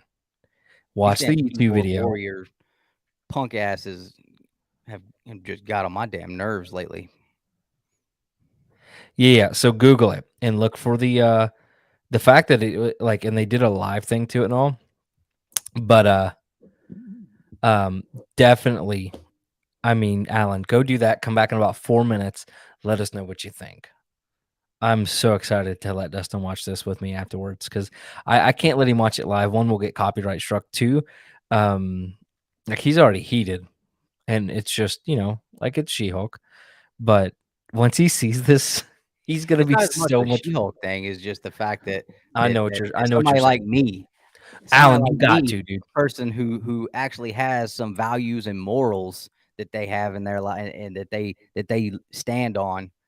I'm an asshole. Give me a second, Nosh, and I'll send it to you in a link on the comments. Oh yeah. Nosh needs to get that, man. All right, let me get that over to you, and I'll just send you a couple links actually. Oh man, I'm so. Anytime excited. you need a voiceover, Perry, let me know. I got you, dude. Alan, I'll buy you something if you'll just go watch that. If not, we're watching it Thursday night. It's happening. What? The WAP. Oh, Jesus Christ. Got a bucket and a mop in that wet. Hey, I appreciate it, Jeffrey.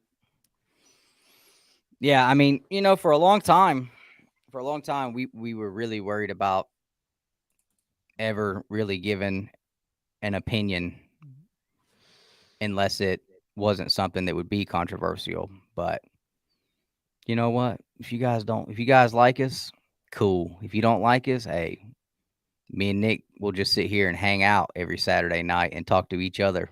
That's fine. But any of you who do still ride with us, whether you agree with what we say or not, like, hey, we appreciate it. Especially the ones that might not agree, because like that's a bigger problem too. Like, you know, there's people I don't agree with, but I'm still cool with them. You know, like we need more positive in the community. Yeah, I know, bro. Dude, we were positive for like 4 years though, while everybody else was not being positive all the time. So I feel like we've got enough positivity in the bank right now that we're good for like at least another year right now, bro. Like we got to have like 400 or 500 positive videos on our channel right now that y'all can go and just eat on positivity. All you Ryan, you should have put somebody twerking in the thing. But we got positivity banked from years now, so we good for a minute. By the way, Justin Birch's birthday is in about 4 days, I believe. So wish him a happy birthday. Well, right on. Happy birthday. We sent him a life-size Ted Lasso. There you go, Nosh. One of those links. One's volume 1, one's volume 2, and then volume 3 just came out, I think, in the last like 2-3 weeks. At least that's when I ordered it. So it could have been further along, but oh, Trinity, you already know it's on my watch later, man. Anytime you do something, it's on my watch later because I like your shit. I always say Trinity's my favorite YouTuber. but I can always just throw it in my earbuds while I'm working. He actually, I believe, I had haven't COVID worked in this 3 week, weeks, Ryan. so I got a lot of watch later stuff to listen to. Ryan, I hate you. I think it's filthy garbage is what I think. Yeah, y'all are wild. No, I'm not turning it up. I don't want that. I don't want to listen to that song. Look, I work with a bunch of elderly women. None of us are the same.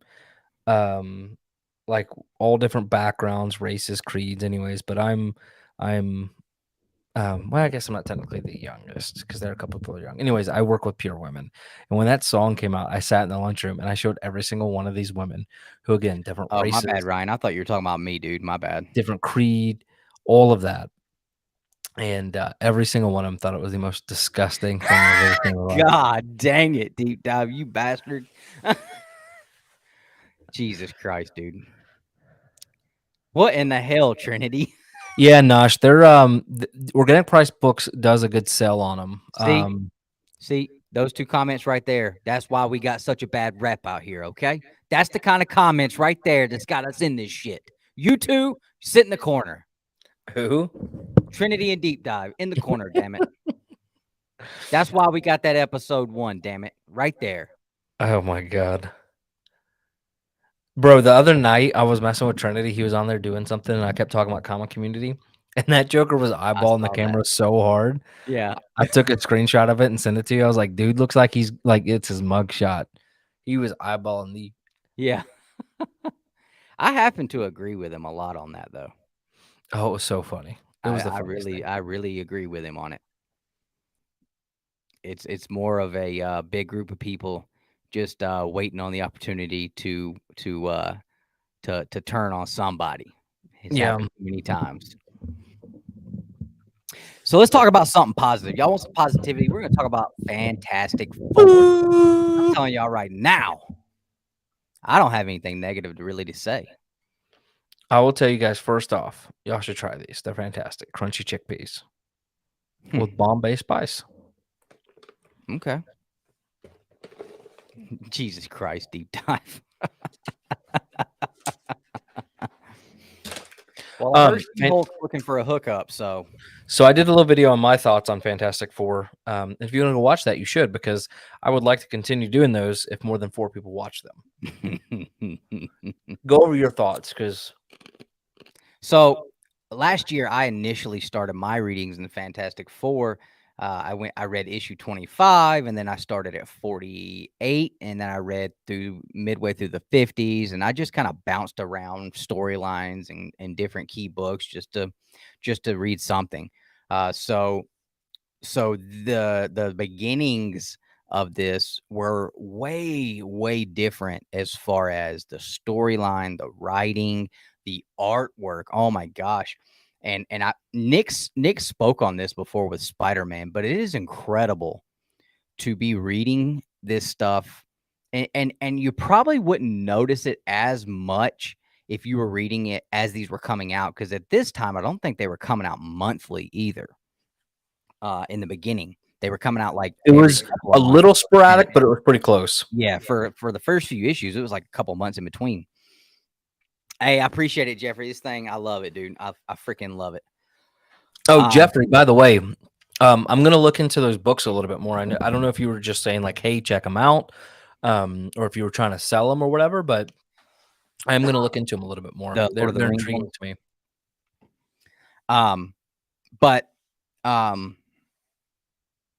Okay, so I was saying, I don't know if you would have necessarily noticed it as much if you were reading it as they were coming out at the time. But the way we've been reading them, 3, 4, 5 issues at a time. I think the most I read in one day was 5 because I was trying to get ahead of the game.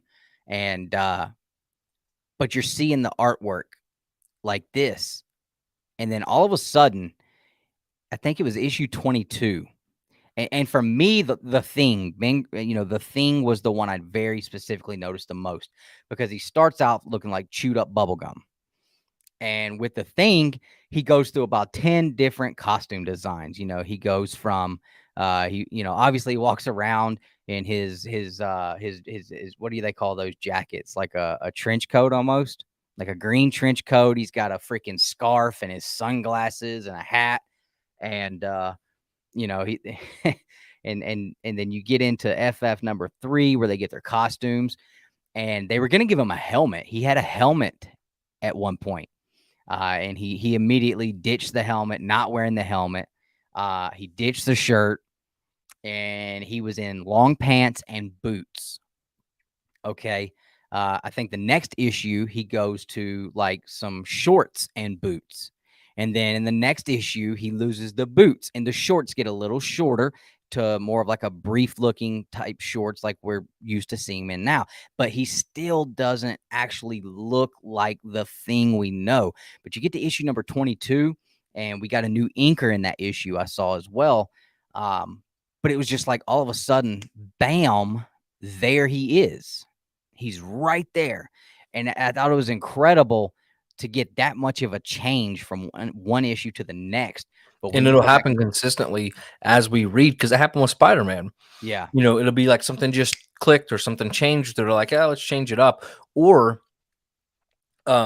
just the time period, like, because you know we've already been 2 years into this, right? So think about that. Every week, you know, generally we're reading somewhere in the neighborhood of a year or two, right? Yeah. So and you know, I expected once we got to you know, a run where our artist changes and or you know, when the writer changes, because I've noticed difference in the writing styles as we've gotten into the 20s as well. Stan Lee kind of changed it up a little bit, which thank freaking God.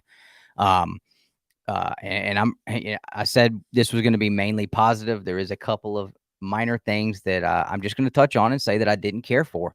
But it was cool to see where Jack Kirby, you know, where the evolution of the Thing as far as Jack Kirby's art went, because I got to be honest, in the beginning issues, I was a little let down with some of the interior art. And I didn't knock it, because at the same time I was like, well, this is, you know, these are brand new characters. They, you know, I'm sure he did not have the full vision of where what these characters would be. But we finally are starting to really see it. You can really see Reed Richards starting to look like Reed Richards. But the Thing was a big thing there for me, with him, and especially the costume changes, and him going from being really rounded off to finally you get the rigid, rocky looking Thing, and the shading is there, and you're like, there he is. The only thing we're not seeing yet is those baby blues.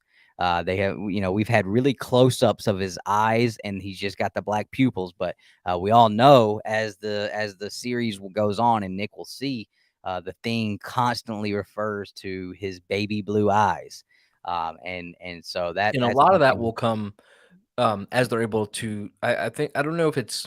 I'm trying to think what the best way to describe it, because if you make a comment about Jack Kirby's art, you're gonna get slaughtered. But I think as everybody knows I love Kirby. Yeah. So I mean, I think as they're able to draw more detail, add more to it, maybe they're able to spend more time on it. Yeah.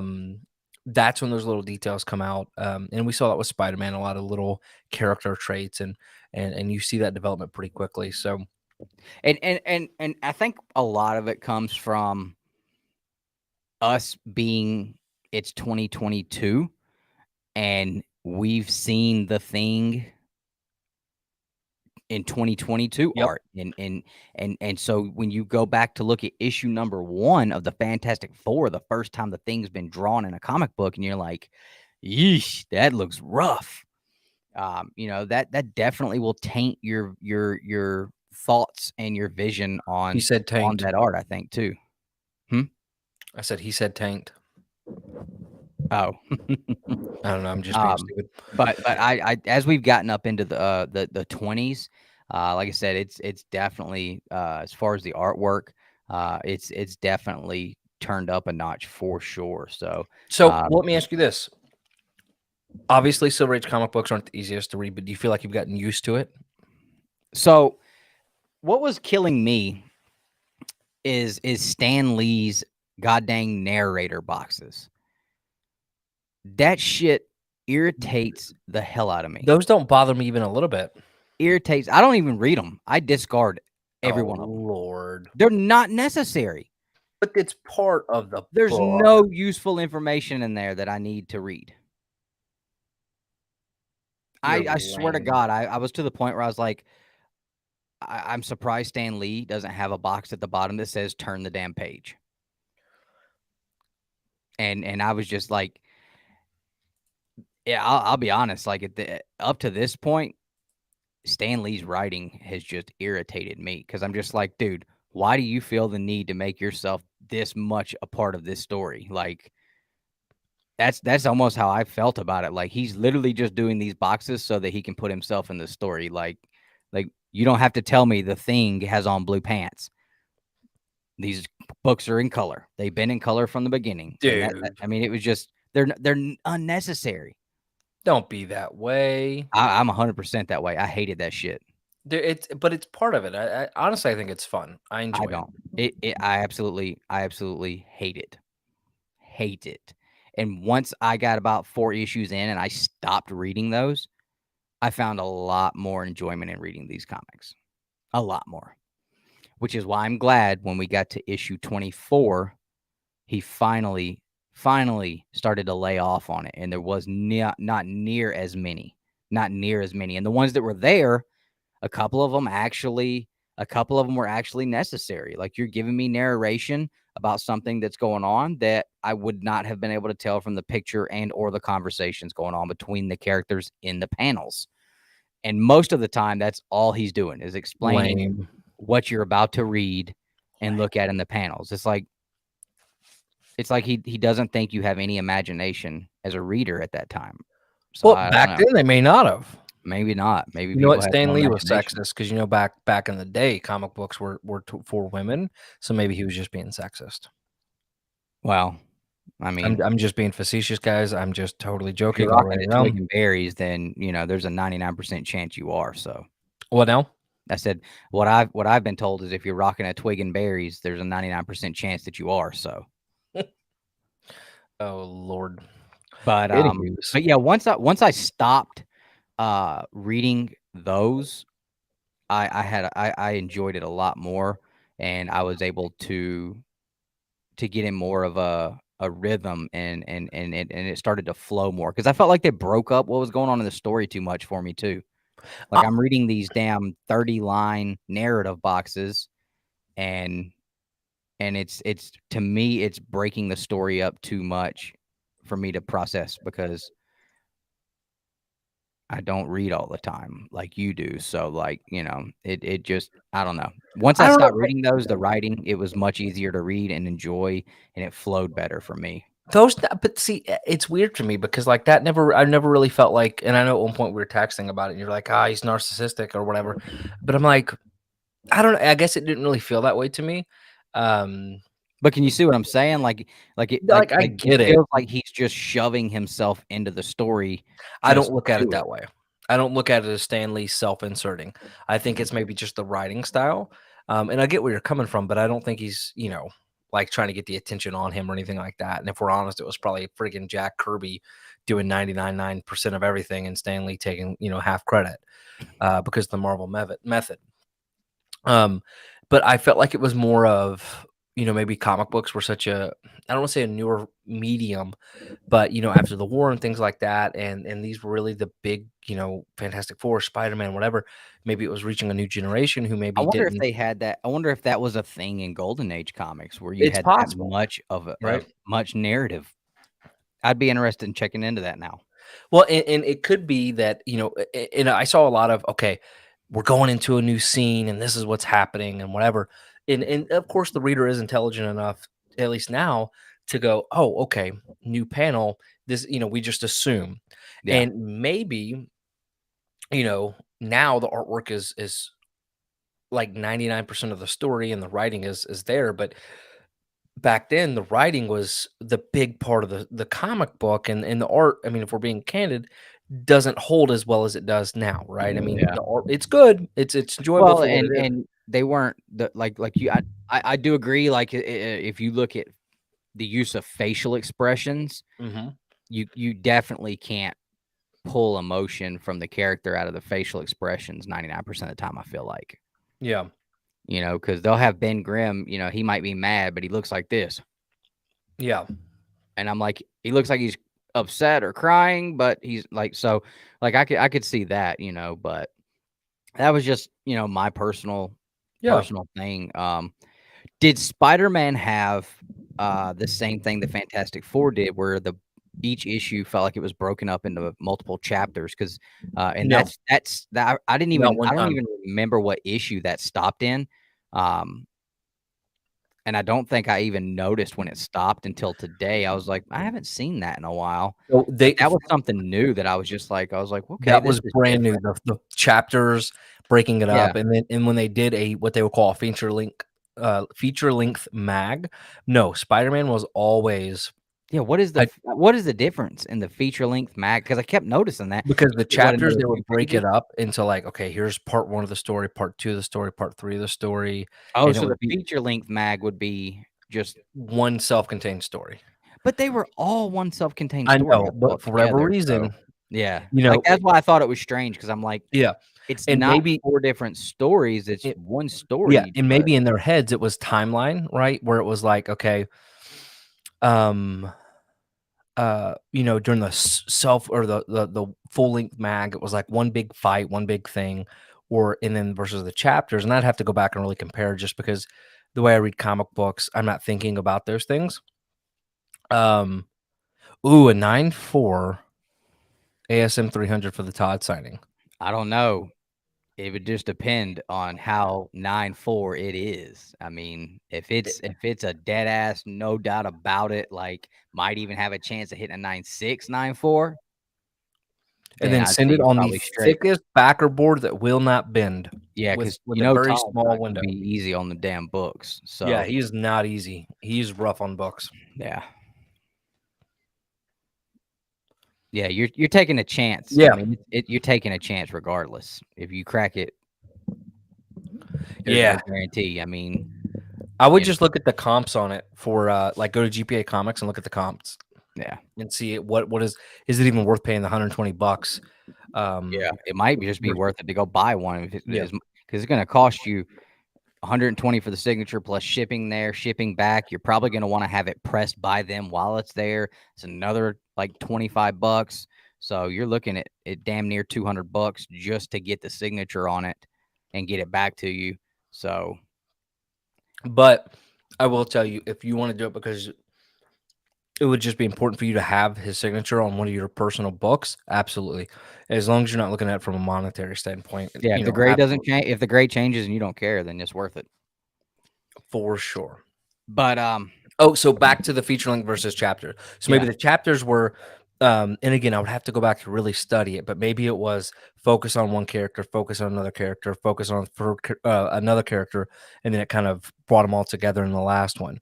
Or maybe it was a longer time period versus a self-contained was maybe just, but yeah, it eventually and I believe it's going to continue this way where they're just all self-contained. Yeah. Which honestly, tell me the last time that you can read one comic book and feel like you've read.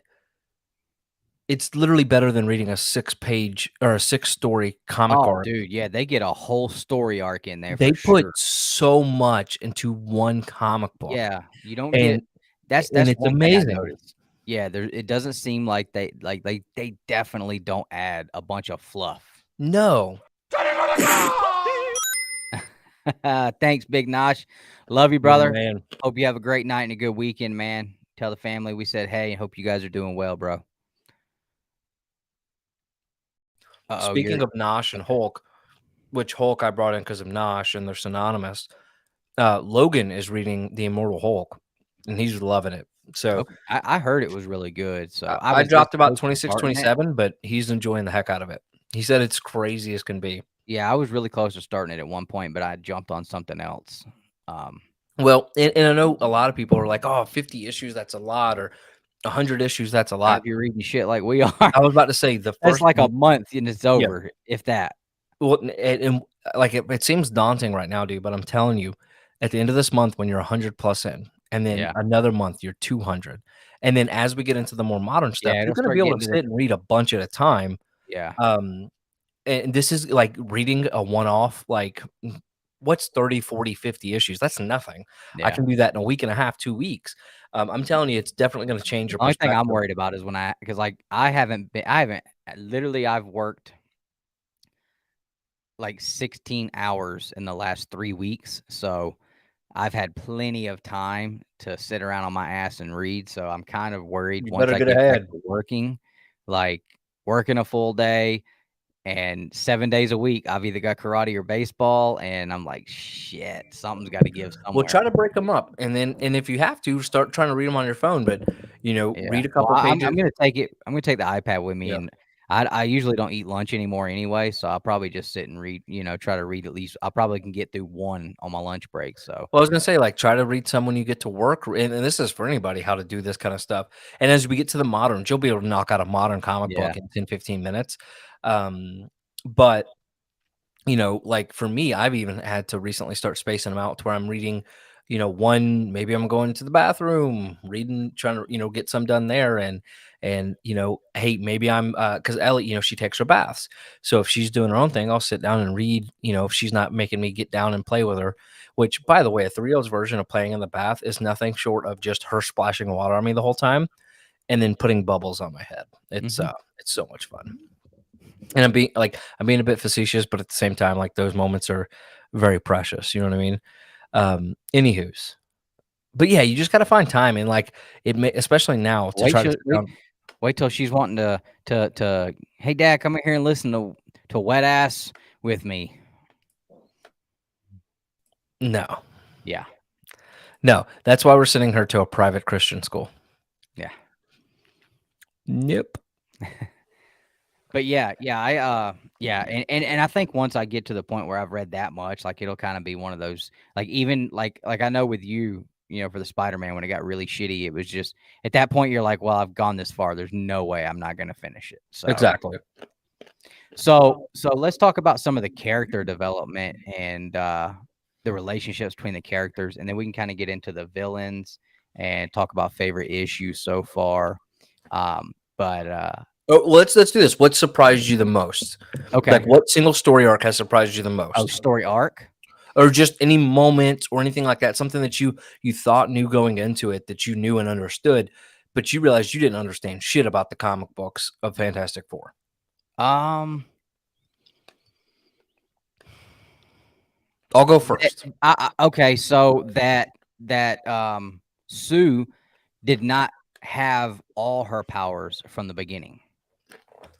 That's going to be something I didn't think about that, but you're absolutely right. Like I knew she had the ability to make other objects invisible, that she had the ability to make the force field and shit like that, but I did not realize that she did not get that from the beginning, and I had forgotten about it until I got to that issue 22. I'm telling you, issue 22, when we get to talking about like what our favorite issue is, like that is a book I want now for multiple reasons, and we'll talk about it when we get there. But that was definitely probably the biggest surprise for me that I can think of right now. Was that I had no idea that that Sue did not have her powers from the beginning. And I have another one, but I'll let you go, and then it just in case it's the same one. So for me, it's all surrounding upon Sue Storm. Okay. One, I didn't know Sue Storm, and I knew, but I guess I know what you're about to say. That they're brother and sister. Oh, no. So that threw me off. Two, honestly, she was a very uninteresting character, and I think that's why they're giving her additional powers at this point, trying to develop her character. She's been very undeveloped. Well, and if you remember that one issue, they did the like the mini story before the issue started, basically talking about fans being upset that they don't let Sue do anything. There was like a whole like mini story on that. I'm also missing the writer columns or the notes at the end. Spider-Man, you got them pretty early on. You don't get any of that right now. Any of the editor's notes, none of the fan mail, nothing. And Spider-Man, you got it. And I'm missing that with FF. But anyway, so back to Sue. I did not realize that her and Reed weren't together almost immediately, and the relationship between her and Submariner were a thing. Or the pseudo relationship. I had no clue about any of that. Really? Yeah, no clue. Yeah, she was like a 1960s Clayton Crane, dude. Or a Submariner was, I mean. Jesus Christ. I also that one's for the chat. What's up, Zabronsky? We're not talking about that anymore on here. Zarobinsky. I can never pronounce that right. Thomas. Well, and I'm blaming it here. I don't do it often. The creator of one of my favorite Batman pieces.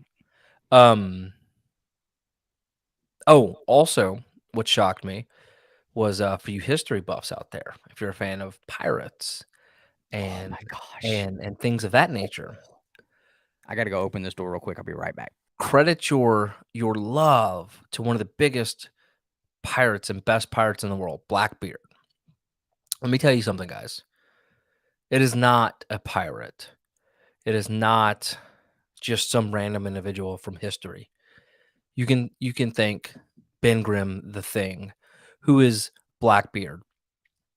And I tell you, that was so funny. So if you've read Doctor Doom, Fantastic Four issue number 5, Doctor Doom's first appearance, you could have asked me to write 1,000 different ways that he would have been introduced in his story, and not one time would I have been like, nope, he's being introduced.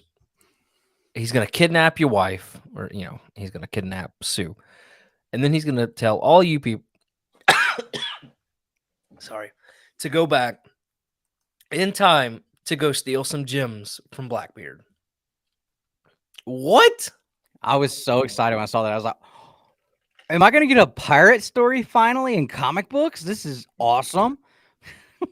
Dude, it was so freaking funny.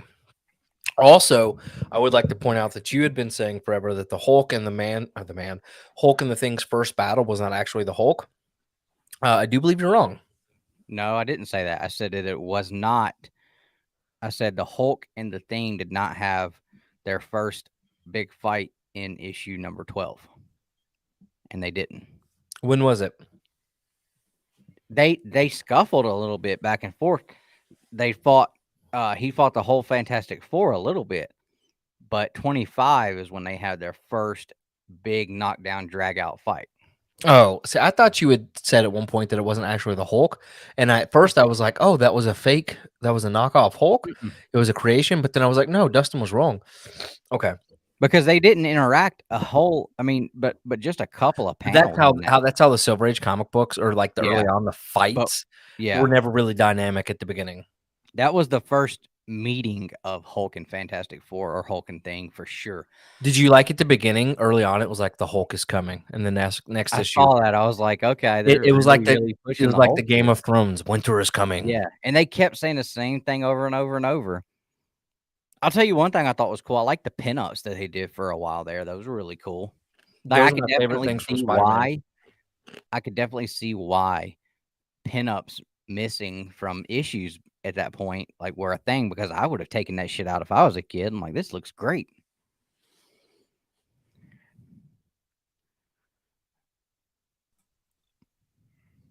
There was something else I was going to ask you. Oh, favorite villain so far? Outside of Submariner? Sure. Honestly, I like the Puppet Master. I think he's the dumbest one. Really? Yes. Man, I thought he was cool. And I don't know why. That first appearance cover was great, man. The concept is cool. I guess that's more my thing, like the whole concept of him, because I could totally see that being used in the MCU with a twist where it's actually like a guy using voodoo, like some dude like from New Orleans and doing voodoo, and that's exactly what I was thinking. And I was like, man, this concept that they had for this villain, this character, is something that could be built on and be super, super cool. No, and I see why, but for whatever reason, he just bugged me, and I hate whenever he popped up a couple times. I'm like, ugh. See, I felt that way about Mole Man. Well, see, and I felt that way about a lot of villains in Spider-Man that people loved. Like, anytime Doc Ock popped up, I'm like, oh, Jesus, here we go again. Yeah. But I will tell you, I think my favorite has been Molecule Man. I don't know why. Maybe it's because of them watch. He's definitely one that I love. It was very intriguing. It was unique. The fact that he could literally change everything and anything. Oh, this was your first time reading about him, right? Yep. So see, the reason I didn't say Molecule Man is because I was already familiar with him through the Secret Wars, and I thought he was great. Which Secret Wars? The first one. The original Secret Wars. I've read it, but I guess I don't remember. He's the one that picks the mountain up and tries to crush them, and he's the reason Hulk was holding that mountain. Yeah. So like I already knew I liked Molecule Man, so that's why I was like, I like Puppet Master. Okay. So now it's what's going to be so exciting is when I'm done reading, because I'm going to do this with basically all of the core characters, Hulk and Daredevil and all this, but to be able to go back and then read some of these cool, because I've read Secret Wars and Secret Wars 2. I haven't read the new stuff, but to go back and read and be like, oh, after your Molecule Man isn't just some random character. Mm-hmm. So because it never clicked to me that was the same guy, or even thought to bring that back up. But I just think my shop has a copy of FF20. His first appearance. I had it in my box for a long time, but I ended up telling him to take it out. Yeah. Well, and if I'm being honest, there's not been a single book so far where I'm like, man, I would really love to have that one, other than Fantastic Four #5. But I'm not. And I want that one for a whole new reason. Like that, I want it because I love the story. Exactly. That whole book, the story was just super fun. Yeah. And I love pirate shit anyway. Yeah. And it was hilarious because I've sat on here a couple years ago and talked about and pretty much wrote a pirate comic book with another writer and talked about how much I would love to have like a really gritty old school pirate comic. But I love pirate stuff, and I was playing that Assassin's Creed Black Flag at during the same time that I'm reading this, and I'm just like, man, this is just like pirate overload right now, and I'm loving it. But yeah, like I want that book for that reason for sure, because I love this story. It just sucks that it's such a humongous ass book, because I looked it up and a 0.5 is like $4,000, bro. Oh, like it is like Dr. Doom, and Lawrence and I talked about it last week. Like Dr. Doom is absolutely at the top of the mountain as far as like villain first appearances. Yeah, no doubt. And when I mentioned that last week, Chris Barrett was talking about Joker and Red Skull, and I'm like, look, these characters don't count because their first appearances were in Batman 1. It's Captain Batman America, 1, or Captain America 1, and that's like no, this issue was literally about Dr. Doom coming in. Like it is a literally a book dedicated to the first appearance of that character. So as far as villains that meet that criteria go, like it is absolutely untouchable. But I kind of feel like I'm really underwhelmed right now so far with Doom, though. I don't really feel I have yet to feel like I have in my reading, there's been multiple issues where I felt like other villains had them in more of a pickle, where I was like, okay, how are they going to get out of this one? But when Doom is in there, I'm like, what's going to happen? I don't really think about that as much. It doesn't really. I've yet to see an issue yet where I'm like, I feel like he's really got them. So tell me about what is it, the micro world? What do they call it? Oh man, I think it was micro world. Dr. Doom when he was shrunk down, and then a few years later he got their asses. But then he's mini-me, but then he shrunk them even smaller. It was like, haha, F you mother effers. I'm still big dog in micro world, whatever they call it. It was cool. That was my first interaction ever reading anything with Ant-Man. So that was kind of cool. Oh, it's not Ant-Man, dude. It's the Astonishing Ant-Man. Keep that in mind. Yeah. That's not churching it up in here. Yeah, it's Hank Pym right there. What else was I going to say? Okay, so we talked about surprising moments. Something else I was surprised by that I didn't know was that like you said, I did not know Reed and Sue were not together from the beginning. Like she's not made her mind up about this guy yet. And I don't know if it's just me, but Sue kind of has like this, like she's kind of a floozy, man. Every time some new guy walks in, she's always talking about how cute he is. You know, she got sweet on Ant-Man as soon as he came in. She's always sweet on Submariner. Well, And I then don't in know if that's issue, just like a common theme with early Marvel, but they did the same thing with Spider-Man. Like, with Aunt May, man, she's hopping on anything that, walks around. yeah, because like And in issue Mary 24, like that Jane, was how Doom caught her. He used a villain that looked good, a handsome guy, to go take flowers to her that's supposed to knock her out. She's like, "Oh, he's cute." And I'm just like, "Damn, Sue." Reed's over here literally laying his heart out for you at every issue. He is literally waiting to see if you make your mind up about how you feel about Submariner, yeah. and just standing by and giving you all the space you need while you're out here just, oh, he's cute, and oh, he's cute. If I was Reed Richards, I'd be like, get your ass out of my damn skyscraper. Right, meow. You are off the team. You do not get any more of this. And I do love how much infighting that there constantly is amongst the team. That was exactly where I wanted to go next. Every one of them, this team, and it changes somewhere between where we're at now and into the 40s and 50s issue wise. It changes. Yeah. Because I was super surprised. I'm like, all of these characters are assholes. Every one of them. Yeah. Like every one of them. And it's crazy because, like, you'll have one panel where the Thing is saying, what are we doing, boss?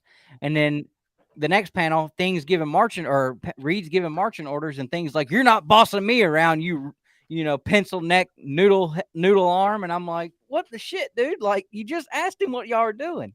Yeah. But all of them are constantly bagging on each other and just giving each other hell constantly. And I'm like, wow, I had no idea. I did it. We have never had a Fantastic Four movie that has depicted the early Fantastic Four relationship.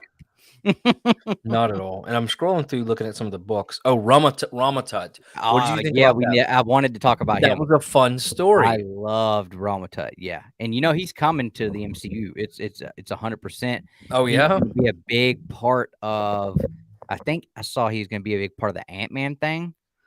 Interesting. But again, another one where I'm reading it and I'm like, as I'm reading it and he's talking about the time machine and shit and, got it from an ancestor, I'm like, he's related to Doom. And then they say it at the end and I'm like, damn, I thought I just figured something out, but they had to tell everybody. So what did you think about Adolf Hitler being the hate monger with his right? hate Well, we didn't know if it was Adolf or one of his many lookalikes, is what they said. But yeah. But Ramatut, that storyline was really good because that was one of those where I was like, he's got their ass. Yeah. Like, he has their ass, and I'm like, how are they going to get out of this one? I know. And that's what's so much. And I don't know if that's maybe why I enjoy it so much, because it's like such high stakes every issue. You never know if they're going to get out, and then you're like, oh, they finally get out. It almost feels like a Saturday morning cartoon every single comic book issue. If that makes sense, right? Yeah, for sure. Because while you're reading it, like, it's definitely like way more hokey and cheesy than the stuff that we read over the past few years. But like you said, there's every issue feels like that there's higher stakes and you're getting so much story. There's no fluff in there. That's one thing I will say about, the way Stan Lee wrote this is he did not waste time. I don't feel like there's much time wasted. No, not at all. How about man, there's so much. Does it creep you out a little bit that upon their first meeting, the Thing consistently talked to Alicia? He would call her kid. Like, they made out like she, like I was, and then they get together and I'm like, well, how old is she? Because I think that's just the way language is different then versus now. Yeah. Eventually I kind of gathered that, but I was thinking, at first I was like, well, maybe they don't get together until later on in the comics and she's grown up a little bit. And I'm like, nope, 4 issues later, he's at her apartment. Yeah. No, I didn't think anything of it. And honestly, I like, It was kind of weird. They just kind of just like immediately jumped into them, like, "Hey, we're together now, and I love you." Yeah. And Yeah. and I'll kill like it. That was kind of interesting. Have a good night, Kyle. Later, man. Do you not think about me every like all the time when you're reading the thing as he says things, how he's so quick to like just, immediately when some shit pops off, like damn asking questions or nothing, like nope, I'm gonna knock your ass out right now. Like No. I'm reading it and I'm like, wow, this is how my wife thinks of me. Like this is what she tells me all the time. Because I'm reading it and I'm like, this sumbitch is ridiculous, dude. Like as soon as some shit pops off, he don't even want to wait and like see if we're gonna get blowed up first. Nah, I'm about to clobber his ass, boy, right now. And as soon as somebody, he done got his ass whooped, like, nah, let me get back at him. One more time. I know I got it this time. And I'm just sitting here like, man, this dude just get like very short fused. And I'm sitting here, I'm like, wow, this is exactly the way my wife describes me all the time. Like, maybe there's a reason I like this character so much when I started reading it last year. Is there a character so far that you dislike, whether it be a villain or a character on the team, like that you really just disdain? Let me scroll through. Not disdain, but you just don't like. I mean, there's not been one that I've absolutely like been like, oh, I hate. Like, I'm not again the Puppet Master. Like the 2 times he showed up, I'm like, just not interesting or intriguing to me. And then, not yet. No. One of my favorite. I think my favorite Fantastic Four character right now is Johnny Storm. I think he's hilarious. He's the one I absolutely dislike the most Really? out of Well, everybody. But I've read him the most from Spider-Man, and he's the same way in Spider-Man. Like he's constantly in Spider-Man from very early on. He would be someone like I understand why the Thing is the way he is for having to be around and deal with that guy all the time. And I look at it like our relationship where like your only goal 99% of the time is to just get me riled up and start shit for your own entertainment. And I feel like that's the way Johnny Storm is. And I'm like, I would have to knock his ass out all the time too if I was being Graham. And the bad thing is that he can't get a hold of his ass. Like, no. Oh, what about their obsession with asbestos? Yes, that was something we were going to talk about, because when Justin sent that, I literally was thinking it earlier that day. I'm like, Jesus Christ, dude. It does not stop. Everything is made of asbestos. Everything. Every villain has an asbestos something or another ready to go. It's just like, Jesus Christ, man. Honestly, at this point, they should have all being a big deal later on down the road. Like as bad as asbestos is now, like you can't even go into a building and do construction until it's been removed anymore because it's so bad. But literally, the entire world was made of asbestos in the Fantastic Four books. They should have all been like ridden of cancer at this point. That's got to be like on the top 50 most used words in the first 25 issues so far. Yeah, it's wild, dude. It's incredible.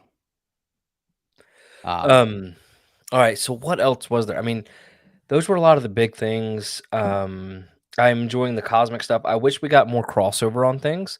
Like with Spider-Man, we constantly had crossovers where Daredevil was coming in early on, or Fantastic Four was coming in early on, or heck, the Hulk was constantly like all of those characters. And I don't think we really saw the X-Men until a little bit later on. But, so far we're 20 something issues in, and there's not really been much of a crossover. We've seen Ant-Man once, and I'm looking and we're seeing the Hulk, and the Hulk's coming up. X-Men's coming up. But I would really love to see. And at this point, Submariner is a Fantastic Four character. Yeah. I mean, his first Silver Age appearance is number. Yeah, and he's 3. It's in number 4, and he's also in number 6, and he's also in number 9. And I think he's in number 10 or 11. He's in it is 4. Number 1. I mean, he's in a ton of these issues. What about the issue? Which issue of what? Oh, how about Submariner like starting off as just a bum? Dude, I had no clue. I saw him on the I got the cover up here. I got the cover up here, right? And I'm looking at it on number 4. And like he's just a bum, doesn't remember anything. dude looking like a total just goofball. I'm like, what is this character? I'm sure 99% of the people out there reading it, and you probably were like, oh, that's Submariner. I'm like, I have no effing clue. He's got some goofy ass eyebrows, and then they shave him and get him cleaned up, but his eyebrows are even more pronounced. I'm like, good God, Jack. Like, Jesus, they are on fleek, as the kids say. I'll say this because I've seen people say it left and right when anyone complains about, the Submariner we're getting in the MCU. Everybody, not everybody. I won't say everybody, but the number one thing I see people say is, "Well, Submariner sucked in the comics anyway. He was never any good in the comic books." No, bro, Dude, he's definitely been a top tier character so far in the Fantastic Four. Top tier. He has been fantastic, man. Yeah, he has been. Everything about him has been awesome. He's been a great villain. He's been very smart, super strong. The storylines with him in it, to me, have been some of the best ones. I don't think in any way at all has Submariner sucked at all. And, in fact, I would say to this point, Submariner's been 10 times better character than Doom has been. He's definitely been, pretty good. He's definitely been one of my absolute favorite characters, and I've always thought Submariner was a cool character. And my big love for him has always been just the fact that, like, he is an original, like, from the beginning. Yeah. But in the beginning, there was God and Submariner. What about the issue where he buys a freaking movie production company just to trap them on these different islands and stuff? And he thinks this is how he's gonna get Sue Storm over. Toodaloo, motherfuckers! Yeah, that's what I'm picturing. Like, all y'all's asses, and I'm like, it's a good thing. It's a good thing a certain comic book artist did not go the route of that issue to get a hold of a certain woman. I'm telling you. I mean, and he still gave him the money. The fullest extent. Like, she's like, dude, she's already thinking about it, bro. You didn't have to go that far. Dude, and she's totally still into it, even though everybody's trapped up. Wow, dude. Yeah. And that's what I said last weekend with Lawrence. I was like, look, Submariner, that dude is so smooth. He is so much Mr. Steal Your Girl.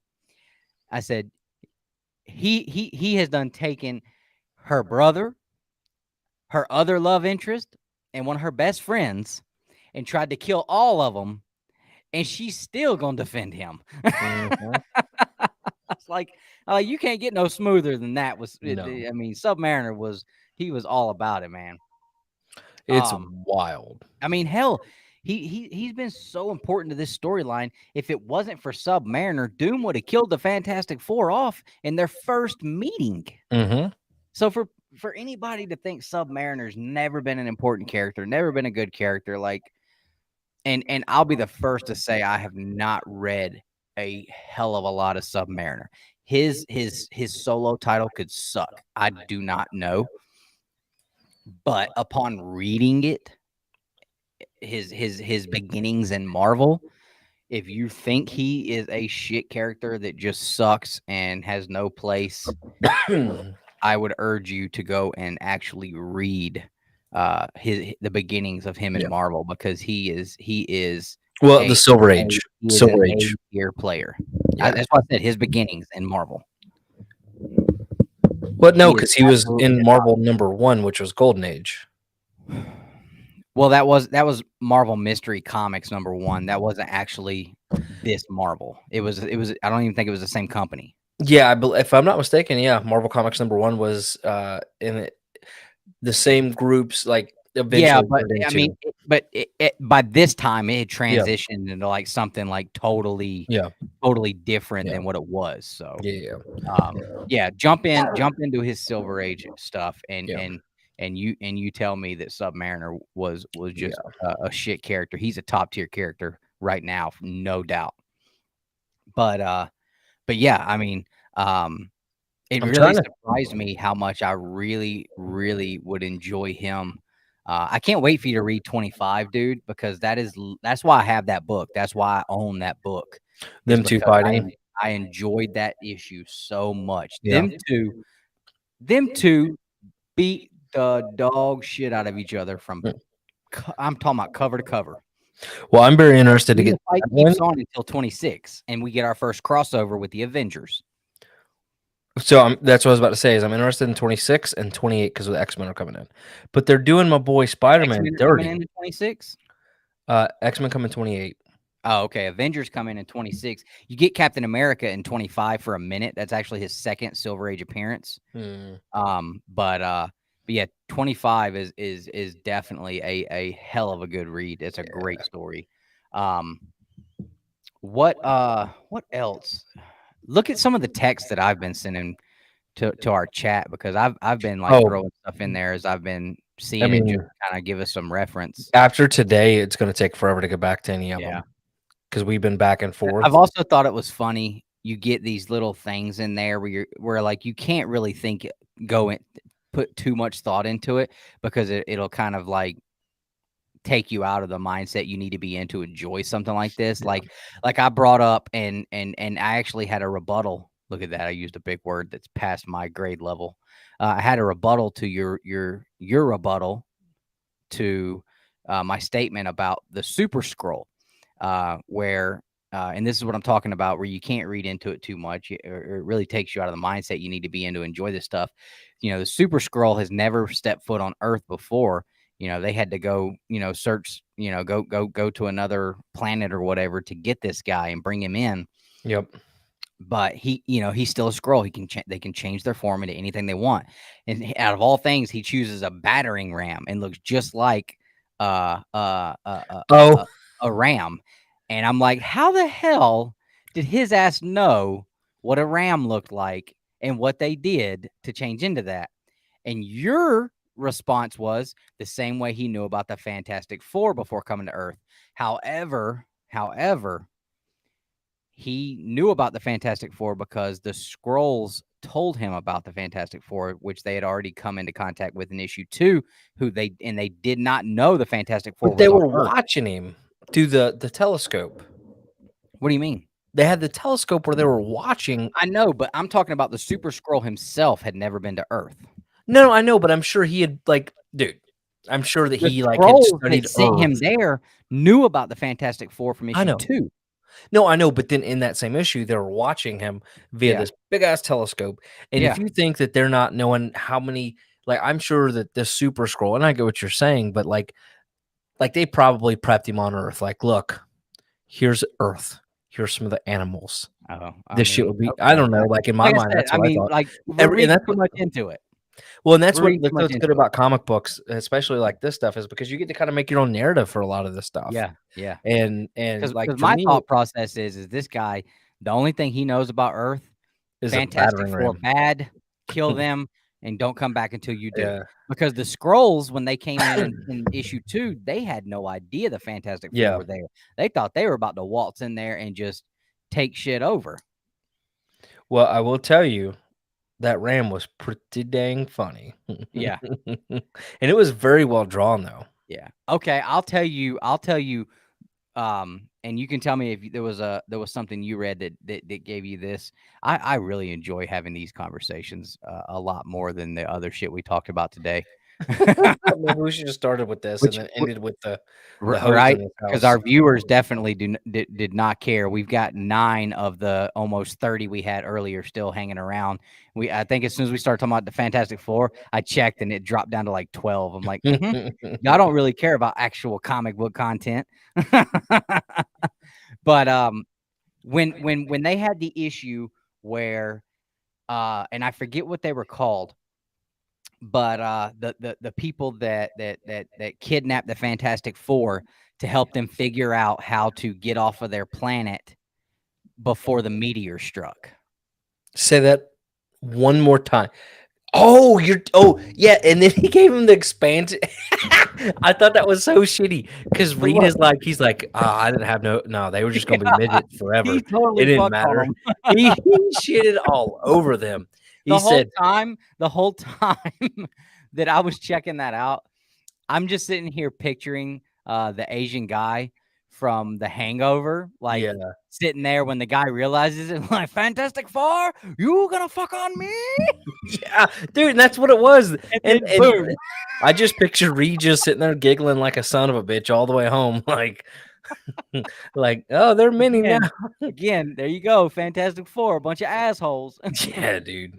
But and I actually we can talk about that issue for a little bit. But the thing that made me laugh, literally, I started laughing, and my wife looked at me, and she was like I was crazy. I've never read anything really that has made me actually physically laugh out loud. But when they had called in those giant aliens to destroy the Fantastic Four because they were too small to do it. And I put myself in those aliens' positions. They're flying in to destroy the Fantastic Four. In their mind, the Fantastic Four have already been captured. They're just waiting for us to get there and whoop that ass. And now they're within sight of where they need to be. And how would you like to be sitting in this thing and, like, in your mind, you're not doing anything wrong. You're doing what you know to do. This is what we do. And all of a sudden, this orange bastard picks up a damn pole and baseball bats your ass across the universe. When Big Grim just like, I'll handle their asses. Let me get a couple of warm-up swings. And he yow. I mean, dude, it is the just best. Babe Ruth their asses across the universe. And I'm sitting here like, that is so shitty. These sorry bastards, these poor bastards had no idea this shit was coming. To be flying in, how'd you like to be in an airplane? All of a sudden, just smacked across the damn sky. That shit had me dying laughing. I think you know what, like talking about the midget and I say midgets, they're not midgets, the shrunken people, and Reed's like, fuck, sorry, I didn't have an option. I think that might be my favorite now that I'm saying it out loud. But you know what? I had already come up, like when I was reading that, I thought I knew what Reed was gonna do. I thought he was gonna just. Reed built a machine. Their problem was, anybody that hadn't read it, their problem was they had two spaceships because they hated space travel, hated it. But there was a meteor coming hauling ass towards their planet. And they didn't have enough spaceships to get everybody off. So they brought Reed Richards and the Fantastic Four there to help. My thought process was, they're bringing them in to destroy the meteor. Oh, hell no. Reed Richards builds a shrinking machine to shrink them down so they can all fit in these spaceships and go start a new civilization on another planet. Why didn't he just use the damn thing on the meteor and shrink it down to the size of something that wouldn't bother the damn planet to start with?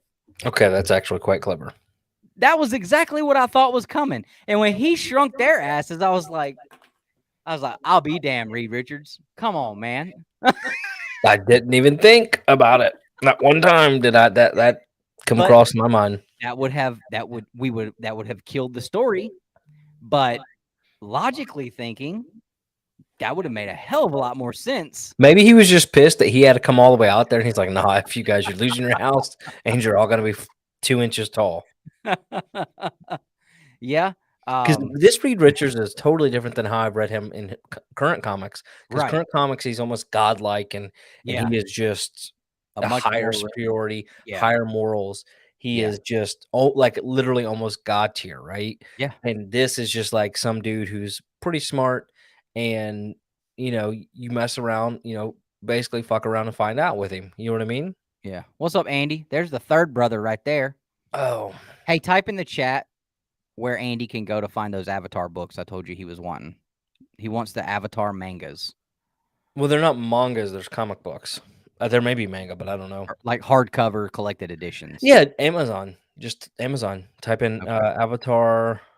He wanted to start at the beginning on Avatar and go through them. I have them all back here. Oh, okay. But yeah, that definitely threw me for a loop, though. I was like, oh my God, he's going to shrink them down to put them in the spaceship. And then, but yeah, like you said, that was hilarious because the ruler of their people, their king, thought so Reed makes a solution that he gives them to he shrinks them down And then he says, you use this to make yourselves big again when you get to your new planet. And obviously, like Nick said, that shit was not actually true. But this king had in his mind, like, well, they're all small. No, he wasn't even the king. He was going after he wasn't technically the king. He was just I don't know what he was, but he wasn't the king. But he was going to be the ruler. Was in his head because he shrunk his game plan was like it was almost like I'll leave them shrunk down and I'll make myself, because it was like a flash forward of him thinking what was going to happen, that he's like the ruler. And then as they were taking off and his ass was stuck, he's like, no, I'm your ruler, I'm gonna be your king, and yeah, totally shit on that guy. But imagine those little people, man. Like, what the hell are they going to do if they get to another planet full of regular-sized other aliens? Like, Reed totally shit on everybody in that story. Reed was like, I guess it's better than you had the ability to make sure these people could continue to live on their planet that they're already on, where they know what's already going on. They're safe, whatever, by shrinking the meteor. But no, you're going to send them to another planet, and they're all the size of a freaking green bean. And good luck, guys. Basically. That's wild, dude. So you said you haven't read an issue. Have you read an issue yet that you're like, you said you hadn't read one that you were like, I'd like to have that issue because I enjoyed it? Not yet. No, I mean, the more I think about it, I really want that one we just talked about. Yeah, but like for me, I always like to buy it based on more so character versus necessarily like a story. Okay, but yeah, like I don't know, man. Like nothing's really. So I want issue 22. 22. There was a lot of things happening in that issue. First off, you get the first time where is it 22? I think it's 22. You get the first time. Yeah, it's 22. I think you get the first time Sue gets all her new powers. Mm-hmm. Like I said, that was the issue I felt where the art changed, and you really started to see the development of these characters in the art to look like we know them today. Yeah, which was something I really, really enjoyed. And it's also the first issue where we get it's clobbering time. Yeah. That was the first time. He had a hell of a lot of sayings before that one, and he had talked about clobbering people once or twice, but it wasn't until that issue when he was about to kick Dr. Doom's ass that it was clobbering time. So that's one I would definitely like to have. I wouldn't mind getting the Puppet Master one because I thought that, like I said, I thought the cover's cool. Yeah, the cover's cool, and the character himself isn't as much as the idea of that character. And the how do we put it earlier? Like the character himself was kind of goofy, but the concept of that character, it was just super cool to me. Only problem with that is that's the first appearance of Alicia, so that book is a little pricey. So little pricey being the first appearance of Alicia, and it's the first. It's it's issue number 10, 8 or 10. It's not 9. 9 is the Submariner issue, where he buys the movie company. I actually have that one. It's at CGC right now getting graded. That was the one that was really, really wrecked before I worked on it. So I'm excited to see how it comes back graded. But yeah.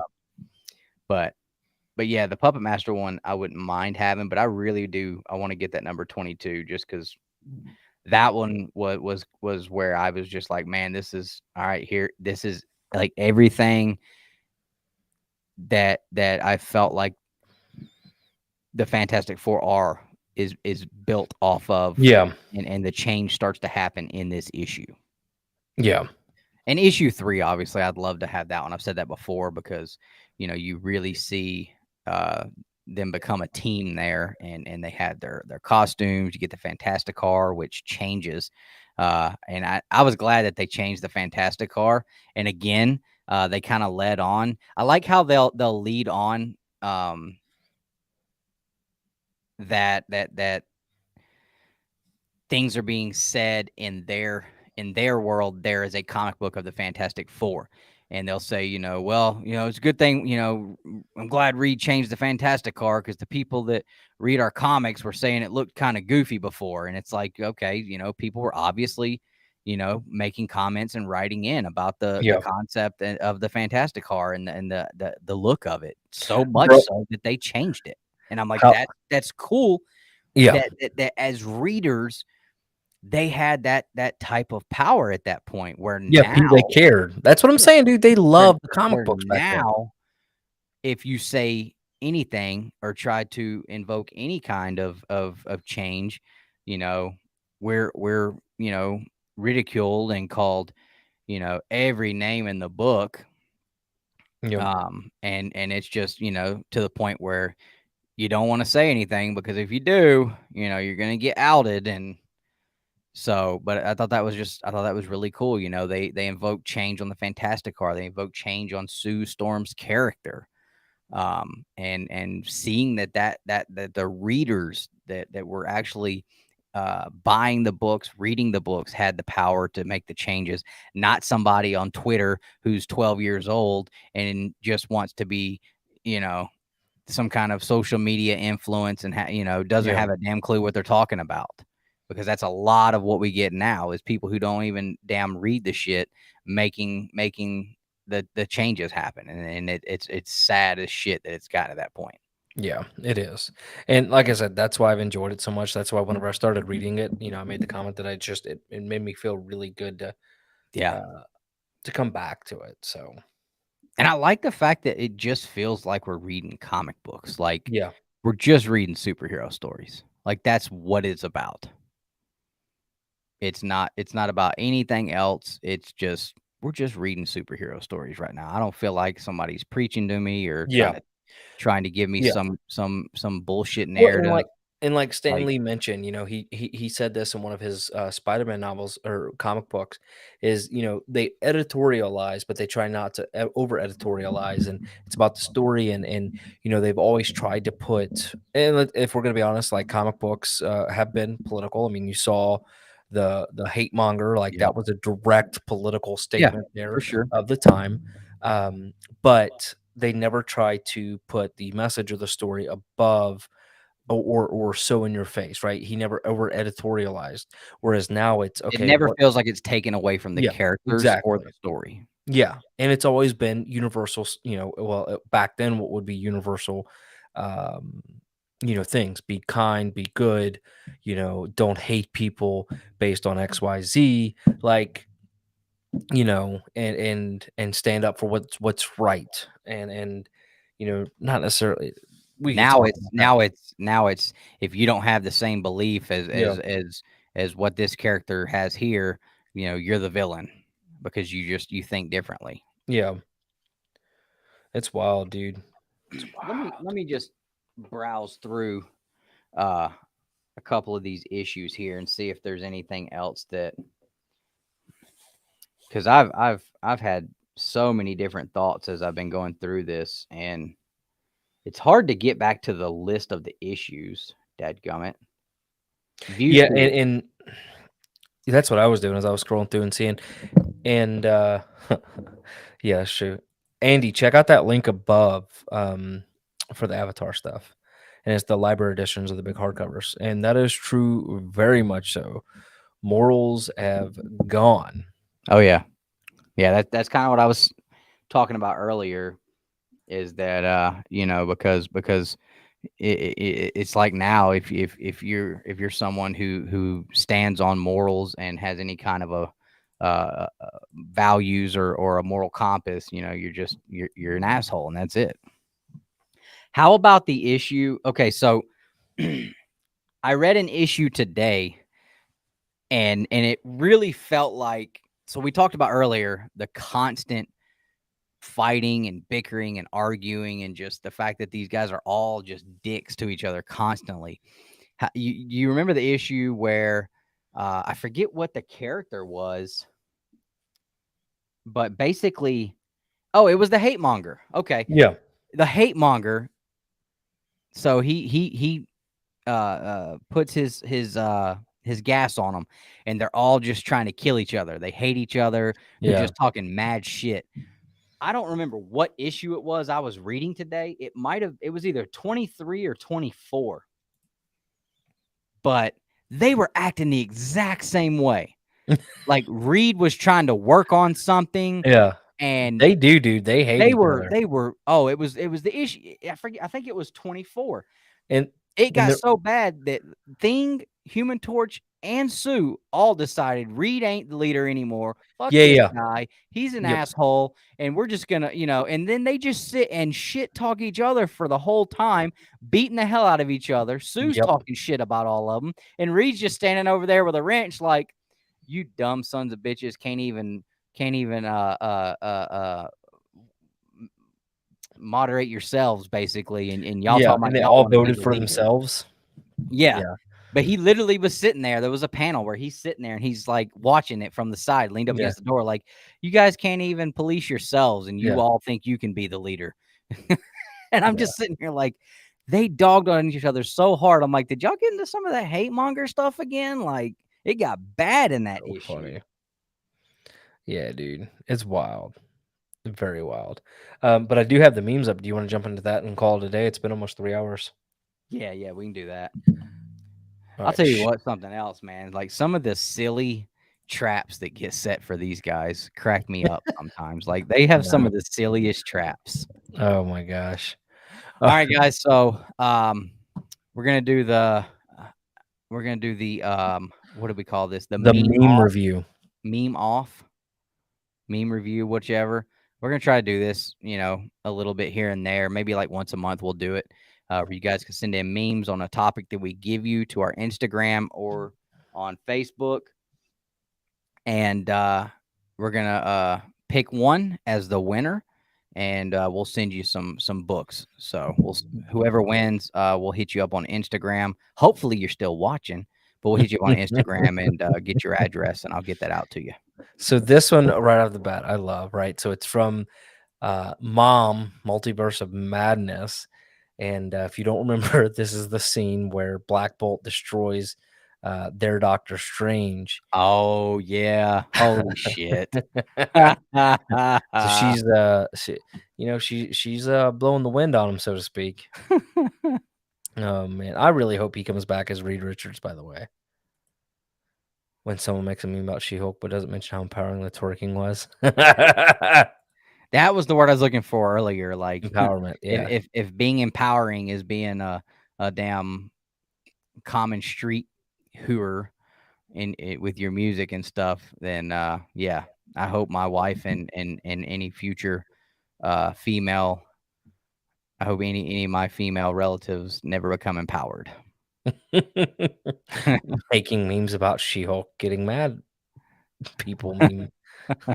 Oh my gosh. Getting mad at people about memes on She-Hulk. Yeah, for sure. So funny. Oh, nope. Didn't mean to upload. Nope. I didn't realize that was there. I just uploaded everything I screenshotted. So that was Alan's. If you want to go back and look at it, I will not show it again. Oh, boy. Yeah, average She-Hulk on that one. What now? I said, yeah, they'll have to pause the video for that one. I was slipping, as the kids say. Average She-Hulk memer, and it's the perfect Squidward. Do you know what that is? The perfect Squidward? No. Okay, so I'll show you that video later. But it's like a meme within a meme. This is a great one because it's like a meme within a meme. It's like meme in incursion, not incursion. What was that movie? Anyways, Inception. Yeah, Inception. I still haven't ever watched that. And then this one's from Christine, What We Wanted, which is Black Bolt, all of that, and then What We Got, which is actually She-Hulk was in Fantastic Four. Dude, what if they cast her as like the lead of the Fantastic Four movie and we don't get Reed Richards? I'll fucking quit, dude. Same thing if Seth Rogen gets cast as Ben Grimm, I fucking quit. It'll never happen. I will really. Actually, I will find him and assassinate him so that they have to recast. Oh man. Okay, here we go. So I haven't even looked at these. So are your parents reasonable? Yeah. Did you enjoy She-Hulk episode 3 post credit scene? Yeah. We quite enjoy them. Your parents are brain dead. I love it. Oh, this one. Okay, I've seen this one. We're not gonna make it, are we? Humans, I mean. It makes you think. What the hell are they looking at? Their butts. Oh, you have look. to watch your ass as you do it. Got it. Yeah. She-Hulk getting catcalled and experiencing Oh, I mansplaining. saw this one. I loved it. Hulk being abused by his dad, risking his life. This is kind of what I was inferring to earlier. Yeah. They're the same picture. Yeah. Not even close to the same. Oh my God. Not even close to the same. So funny. All right, so that was all of them. Did I miss any, Dustin? There was one on our Facebook that got dropped. Give me a second. I will send it over. I think it was Chris Padilla. Wait, did Chris Padilla send his on Instagram? Yeah, I got on Instagram. His was the She-Hulk catcalling. Gotcha. The last Okay. one. Gotcha. Okay. All right. So, what do you guys think was the best one? We'll give you some, and we'll go through them pretty quickly. I do like that one. I think that one's very clever. I just love that dude. Can't show that one. I like that one because it's a meme within a meme within a meme. The whole perfect Squidward thing. That one's good too. I really love this one though. So I think for me, it's between this one or that one. Oh, to me, that one is it all day. Which one? The Chris Padilla's. B. Yeah, the Okay. Office one, and not just because I love The Office, but because it is like so 100% right. Like, and the fact that if you watch The Office, the fact that she handed those pictures to literally the dumbest person in the office. Yeah. All right, so we'll go. This one's A. This one's B. Yeah. So for the remaining 6 of you watching, you guys get to vote. What up, Blue Hellion? Hey, there's 12 people in here. Oh, is there? Okay. It's been up and down and up and down. All right, so A. I'm sorry, that's B. This one's A. A. Yeah. Hey, if you're watching, you absolutely get to vote.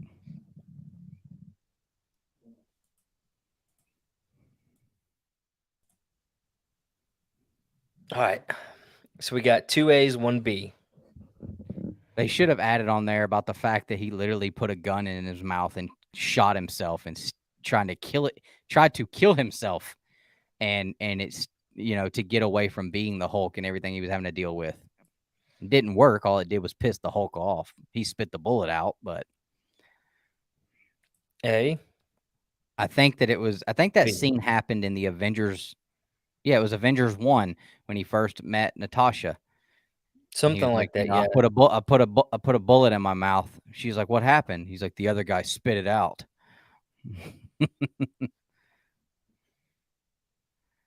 They did our boy dirty. All right, so what are we looking at? So we got 1, 2, 3 A's, and I don't know if Thomas is. He said 8 asleep. Oh, Thomas already voted for A. So we got 2 B's and 3 A's. Yep. All right. There's a couple more people. Go ahead. 2, 3, 1, 2. It's only 5. This is like on The Hunt. There'll be like 15 people watching. We get 4 people voting, and we're sitting here with a tiebreaker, and we're like, "Come on, guys, please just type something." B. A.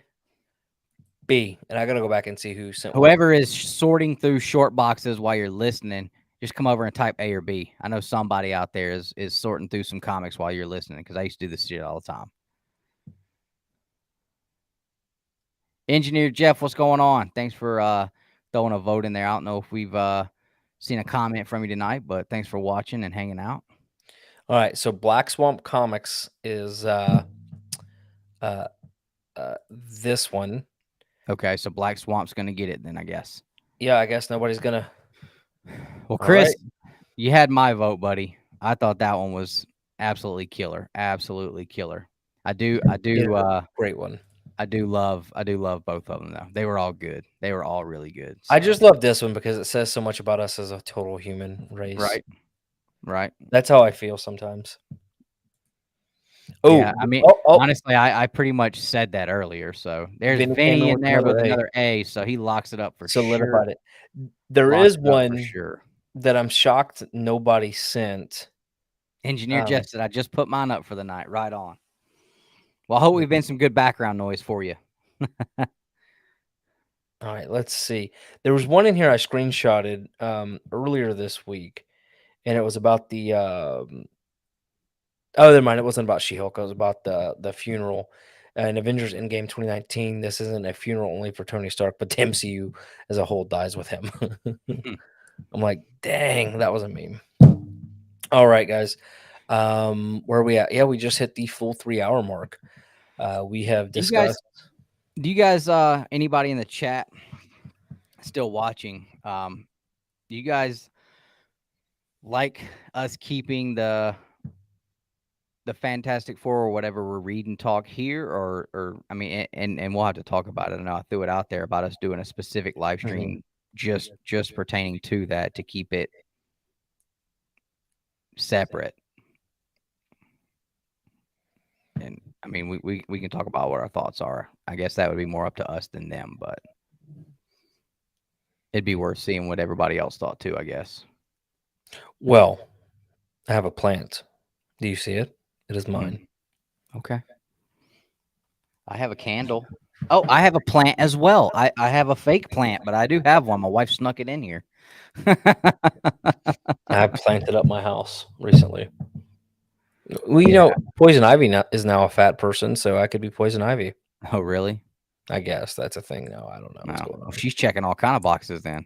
Whoa, we didn't check out the new trailer for the movie that is coming out. Hey, glad you enjoyed it, Jeffrey. Appreciate it, man. What is it? Black Adam, new trailer. Thanks, Dan. All right, Ramey, appreciate it.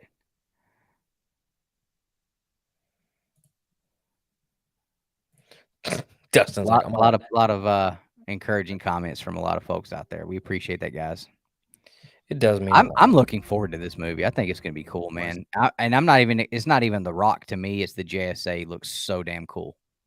So this is the new one. I don't know if anything's changed. I don't know anything about the JSA. I just know that they are, and I'm like they look badass. Yeah. So this one just came out. I believe there was a change in color shift. The first one was pretty yellow, and this one is not. It like literally color of the thing, but I don't know if they've added anything. Kind of like the Batman was red for you. Green. Oh, it was green. That's right. It's supposed to be red. Oh wow, it does look totally different from a tone. It is not nearly as yellow. Not a gift, but a curse. Born out of rage. So everything's still the same. Yeah, dude, they definitely. It's a lot more blue tone, way less cool. Or not cool, yellow. Sorry. I love the music to it too. Yeah. So the trailer itself isn't new. They just put up a new. I don't know. Well, it just came out yesterday or 2 days ago. ago. Mark posted in our chat saying it was really This is good. new, isn't it? No, maybe it's not. No, we watched this same this one part's when new. it came out. We actually have I didn't bring a passport. You don't need passports. we actually had a copyright strike over this last time we played. Yeah. Yeah.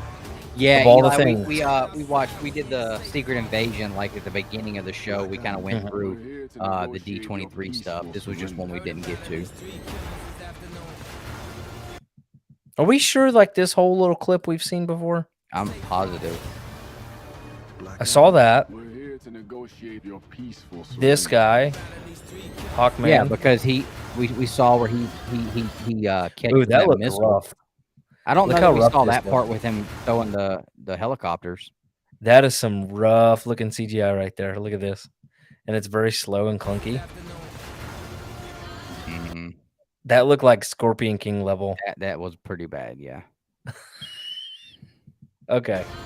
Marvel CGI ain't been all that lately either, though. Dude, nobody's has been. Oh, that was kind of sick. Peaceful. Look at her. Yeah, the way she kind of walked out of that. That's good. That looks. It's kind of like in the movies when you see the guy do the do the drift in the car and come walking out of it as it's still drifting around. Mm-hmm. Yeah, that was beautiful. I really like that. Nor do I surrender. Here we go. Oh, he's about to mess somebody up. I hope he beats the dog piss out of somebody Dude, with that. Hawkman is the coolest looking character so far I've seen. I loved watching him in the early DC animated stuff. I kneel before no one.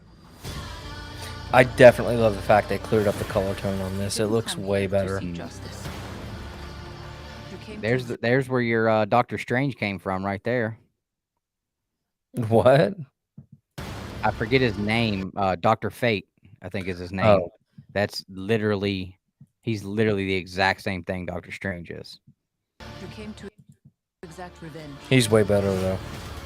And the Atom is where they stole Ant-Man from. I never said I was a hero. You believe you are not worthy. It's amazing what a actual color grading will do to it. Look how good that looks. Mm-hmm. The colors and the reflections. Yeah. Clearly, this is where they put the CGI. He is such a big dude for being dang near 50.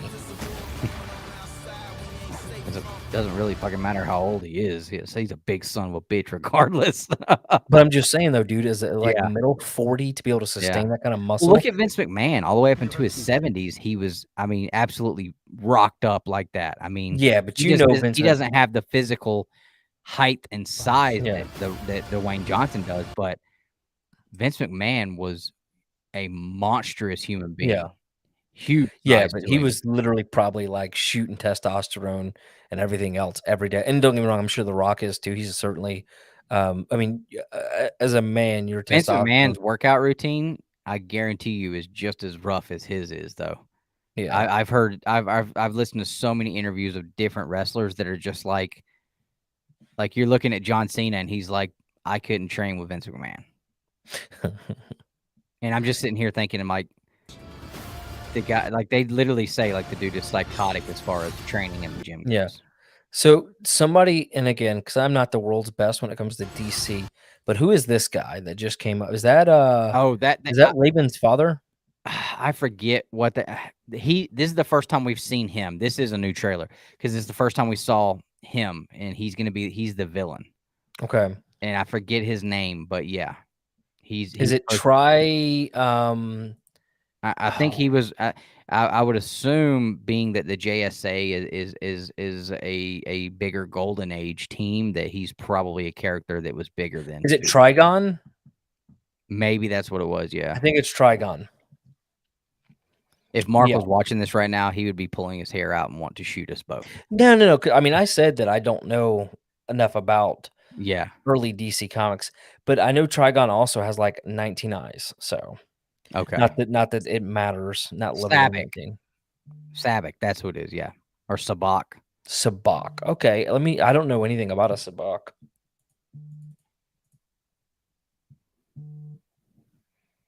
You know, this movie right here kind of kills the whole Submariner argument people want to pose as to why they went the route they did with Submariner. What do you mean? Well, a lot of people want to say, well, they had to do something with Submariner to make him separated from Aquaman because DC's already got Aquaman out. Well, the Atom is literally the same fucking thing as Ant-Man. He does the same exact shit, looks damn near the same. DC didn't stray away. Yeah. I mean, when you watch this, it's going to be like, well, that's fucking Ant-Man. And people who don't know anything about comics, I know about the Atom. Yeah, people who I know, but I'm saying people who don't know anything about comics are going to be like, well, DC just stole Ant-Man. You know, so like that kills that whole Black Panther Submariner argument for me. He's a part of the secret society of super villains. Sabak is. Oh, okay, so Vinny says it is Trigon, not Savak. No, it's not Trigon. It's Sabak. Oh, it's not Trigon. My bad. I can't read. It's this guy. I'm sharing screen. Okay. So I don't know anything about this guy. This is new. This will be fun. But he looked comic accurate. Yeah. They all look comic accurate. Damn. Hell, who does he remind you of in the Marvel universe? Mephisto. Looks just like him, damn near. But Trigon does too, right? Trigon's a very similar look. Yeah. A couple of extra hairs and stuff, but I'm trying to see. Oh, his first appearance wasn't until 2004. Wow. Oh, wow. So, like, not a Yeah, so I was old school completely character. wrong then. He's a very much a modern character. Interesting. Interessante, as they say. I'm still absolutely appalled at the amount of people that say that Batman was like the worst superhero movie ever, that they just hated Batman. I'm like, y'all are probably the same people that think the Joker was great. Like, I did not think Joker was great. Well, I'm still going to use my ad blocker. Sorry. This is awkward. Well, it's like if you guys, well, and most of the time it's just for like places like CBR and stuff like that where they're writing garbage articles. I've gotten to the point where CBR is just as damn bad as Bleeding Cool. CBR used to be good. We used to pull a lot of our content from CBR. Well, it's because ad revenue across these places are gone down, and it's not just CBR; it's all of these places that rely on ad revenue, and people are starting to pull their ad revenue or spend. So they're like, okay, what do we do? So they're writing bull crap articles that, same reason why Bleeding Cool's writing about a comic book writer falling asleep, and like that's what really, like, that's what you guys are going to report on. He fell asleep during his YouTube thing I saw the other day. That President does that shit all the time, and we're not allowed to, be critical of him. Who does? I said the president does shit like that all the time. We're not allowed to be critical of him. Wait for the musical. Have a good night, Vinny. What musical? Oh my God, that dumbass Captain America musical crap. Oh no, bro, that's funny. I love it, and I don't care what you say. The stupid ass money that they waste on some shit like that, and that we have to talk about, but we can't put more effort into getting us a Fantastic Four casting announcement. Kiss my ass. Oh, I was about to say, he looks like Jafar, bro. He is, dude. Remember we watched that show? Yeah, they're doing a part 2 to Aladdin. I liked Aladdin. My wife and I both agreed that. He's from Aladdin. He's not from. That is actually Jafar from the live action Aladdin. He's actually my daughter. I started showing her that, and she loves the. Yeah, they're gonna do part 2, and I always liked the sequel, the animated sequel to Aladdin, and the fact that you get the big red evil Jafar as the genie, and I was like, man, that'd be cool as shit if they do that, and they are. So that's pretty cool. Oh, Dustin, here we go. So look, there's been 3 versions of Sabak: the original Timothy Carnes, standard Golden Age comic book villain. Okay, so cool. Maybe I was right. Okay, I'm more excited about that because I don't get excited when they want to bring in, the second Sabak, a Russian gangster, which was mid 2000s. It made more sense to me that because this movie really does have like that.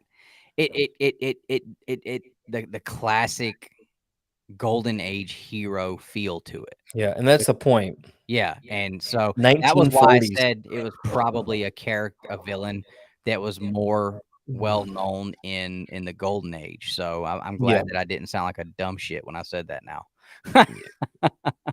No, I think this is going to be good. I do too. There's a lot of people, and see that's the thing that kills me. There's so many people that are just shitting on this movie, and I'm like, there's literally been nothing come out about this movie that says it's going to be garbage. Yeah. It just, I mean, it looks better than all the other stuff that I've seen from DC. Mm-hmm. So if I'm looking at the shit that I've seen from DC recently and compare that to this trailer that I'm currently looking at, I can make an assumption that I think it's going to be good. So it looks like they are I did the same thing with She-Hulk. I was wrong, but it looks like they are using the newest version of Sabak, but he does have his roots back in, so there's no telling how they'll actually do it. Okay. But very cool. I'm interested. Pretty cool character design. I know a lot of people probably aren't going to be thrilled because it's a Jeff Johns creation, but yeah. Gary Frank I love his artwork. It could be worse. It could be the damn Ghost Maker.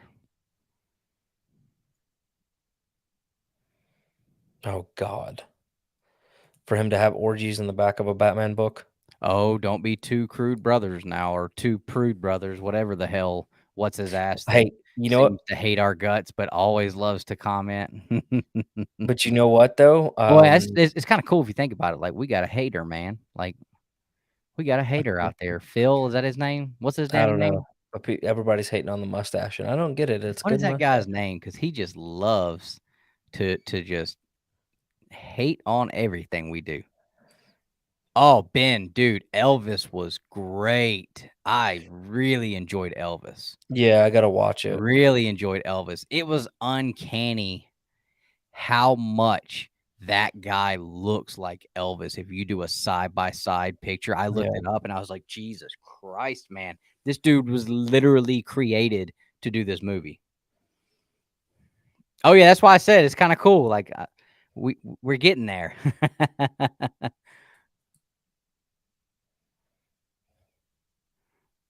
I will say, whoever made that Fantastic Four mustache comment earlier, that was pretty well put together. I was like, when I read that, I said, God damn it, man. Like, that's I was, that's tough, but that's good shit.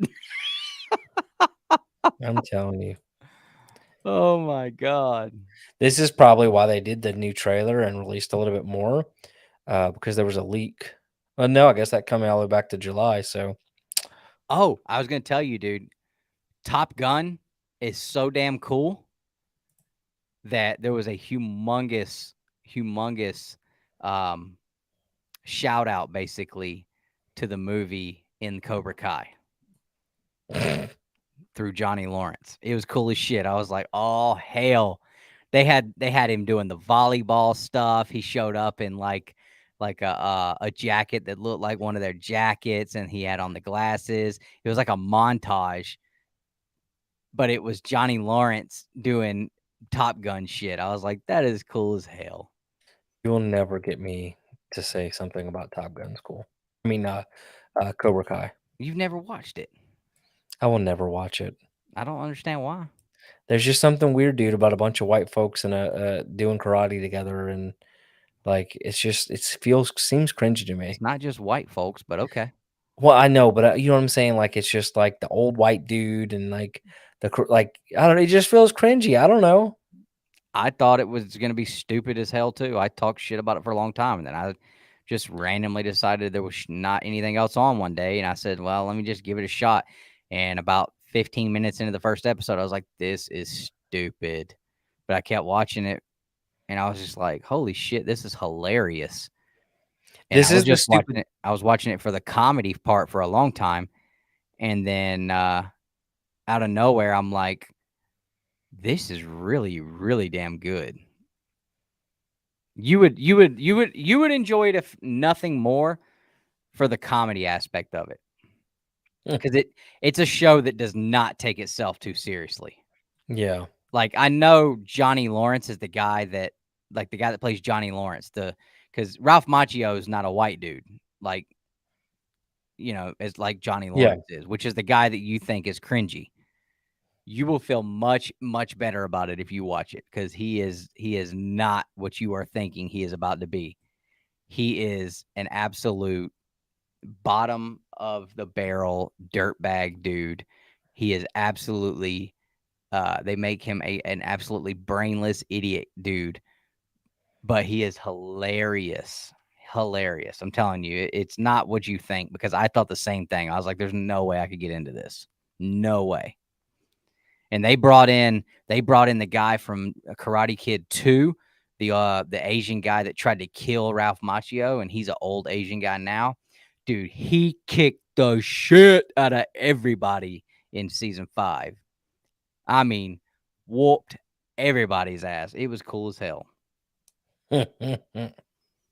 Very interesting. I think if you gave it a shot, I won't tell anybody if you do, but I think if you gave it a shot, I think if nothing else, just like me, the humor of it would absolutely pull you in, because it is just funny. I don't know if I can do it, man. I gotta have something to hate on. Well, okay, how about this? By the way, I meant to talk about this. Have you heard about this? No. They revealed the Joker's real name. Why is it that all these new writers, like, are you guys This that isn't a new bad? writer. This is Jeff Johns. But regardless, like, I'm talking about, like, modern day writers. Like, are they this bad that the only way they can get their names out there is if they do some kind of publicity stunt with characters? Well, look at this. Like I'm scrolling through and And like I the mean, secret of Captain America's iconic shield yeah, it's like everything has to be a has been publicity stunt. We gotta. deepens the mystery as to how Alfred has returned. It's like, yeah, I get like you're trying to tell interesting and maybe new, but it just seems like, and it's almost like retconning the history And and that's like, exactly what they're doing. They're retconning history of yeah, characters for publicity stunts because they think it's gonna make them relevant and get people to read this shit. And it's like the people that are rooting and loving what you're doing are not the motherfuckers buying these books. And that's exactly what we were talking about earlier. The people reading the books have no power or say so in what happens in them anymore, like they did back in the 60s and stuff. yeah. It's ridiculous. It's the dickheads on Twitter that have never opened a book. But they're real good at doing research and make you think they have. I'm so overseeing. That's one thing I'll say about Mark. You ain't gonna get one of them some bitches gonna be able to talk a circle around Mark. His ass will get their ass every time. That's what I'm gonna start doing every time I see somebody that's doing that. Be like, you know what? Why don't you go tell this guy that? Just like, Mark, get his ass.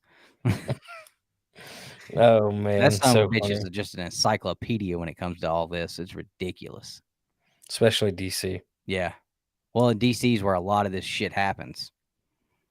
Yeah, DC's been a mess for years, man. It's wild.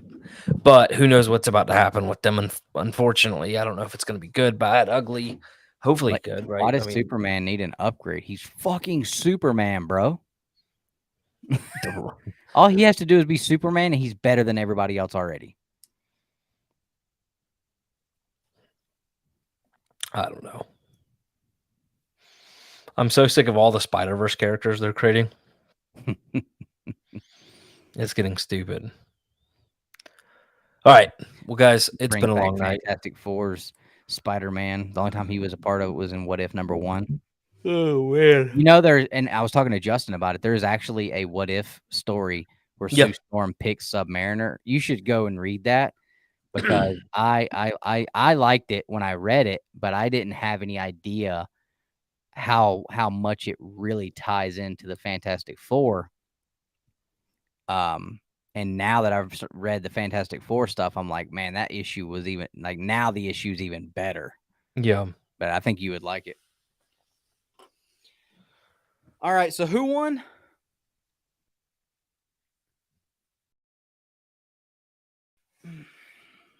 Hold on. What was it?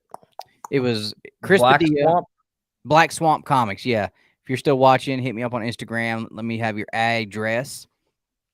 I'll shoot you a DM anyway, but I hope you guys. Oh, that would be cool, Eli. They should upgrade where you can have a QR code on the comic that you can scan with your phone and maybe read along with the comic and have suspenseful sound effects and something. That would be kind of neat. So they did something like that years ago where it was VR, virtual reality. I don't know if they did sound effects, but they had the QR stuff. I don't know if it was necessarily QR, but it turned the comic book into like a virtual reality with your smartphone. That's why I want that Fantastic Four golden record, man. Like, or any of them. Like, I want to hear what the hell. Yeah, it's exactly what Thomas just said. Huh? Like the old school album books. Yeah. Yeah. Like, I've got the golden record reprint FF1. Like, I'd love to have that record to listen to. It'd be super cool. Start hitting up comic shops. How many were made? I have been, but the records by themselves are like $400 or $500. Yeah, the shits are getting crazy, bro. Because the original printings are getting so expensive that people are paying crazy money for those golden record reprints, and those prices are causing the records by themselves to sell for more. So that's wild. But anyway, I know I will be recording a video next week on some really, really big CGC books that I'm getting back. The biggest thing about them is the grade bumps I was able to get out of them through my pressing and cleaning, which you can get in contact with me for services through comic_book_chiropractor on Instagram. But hopefully we can get that video out next week. We'll see.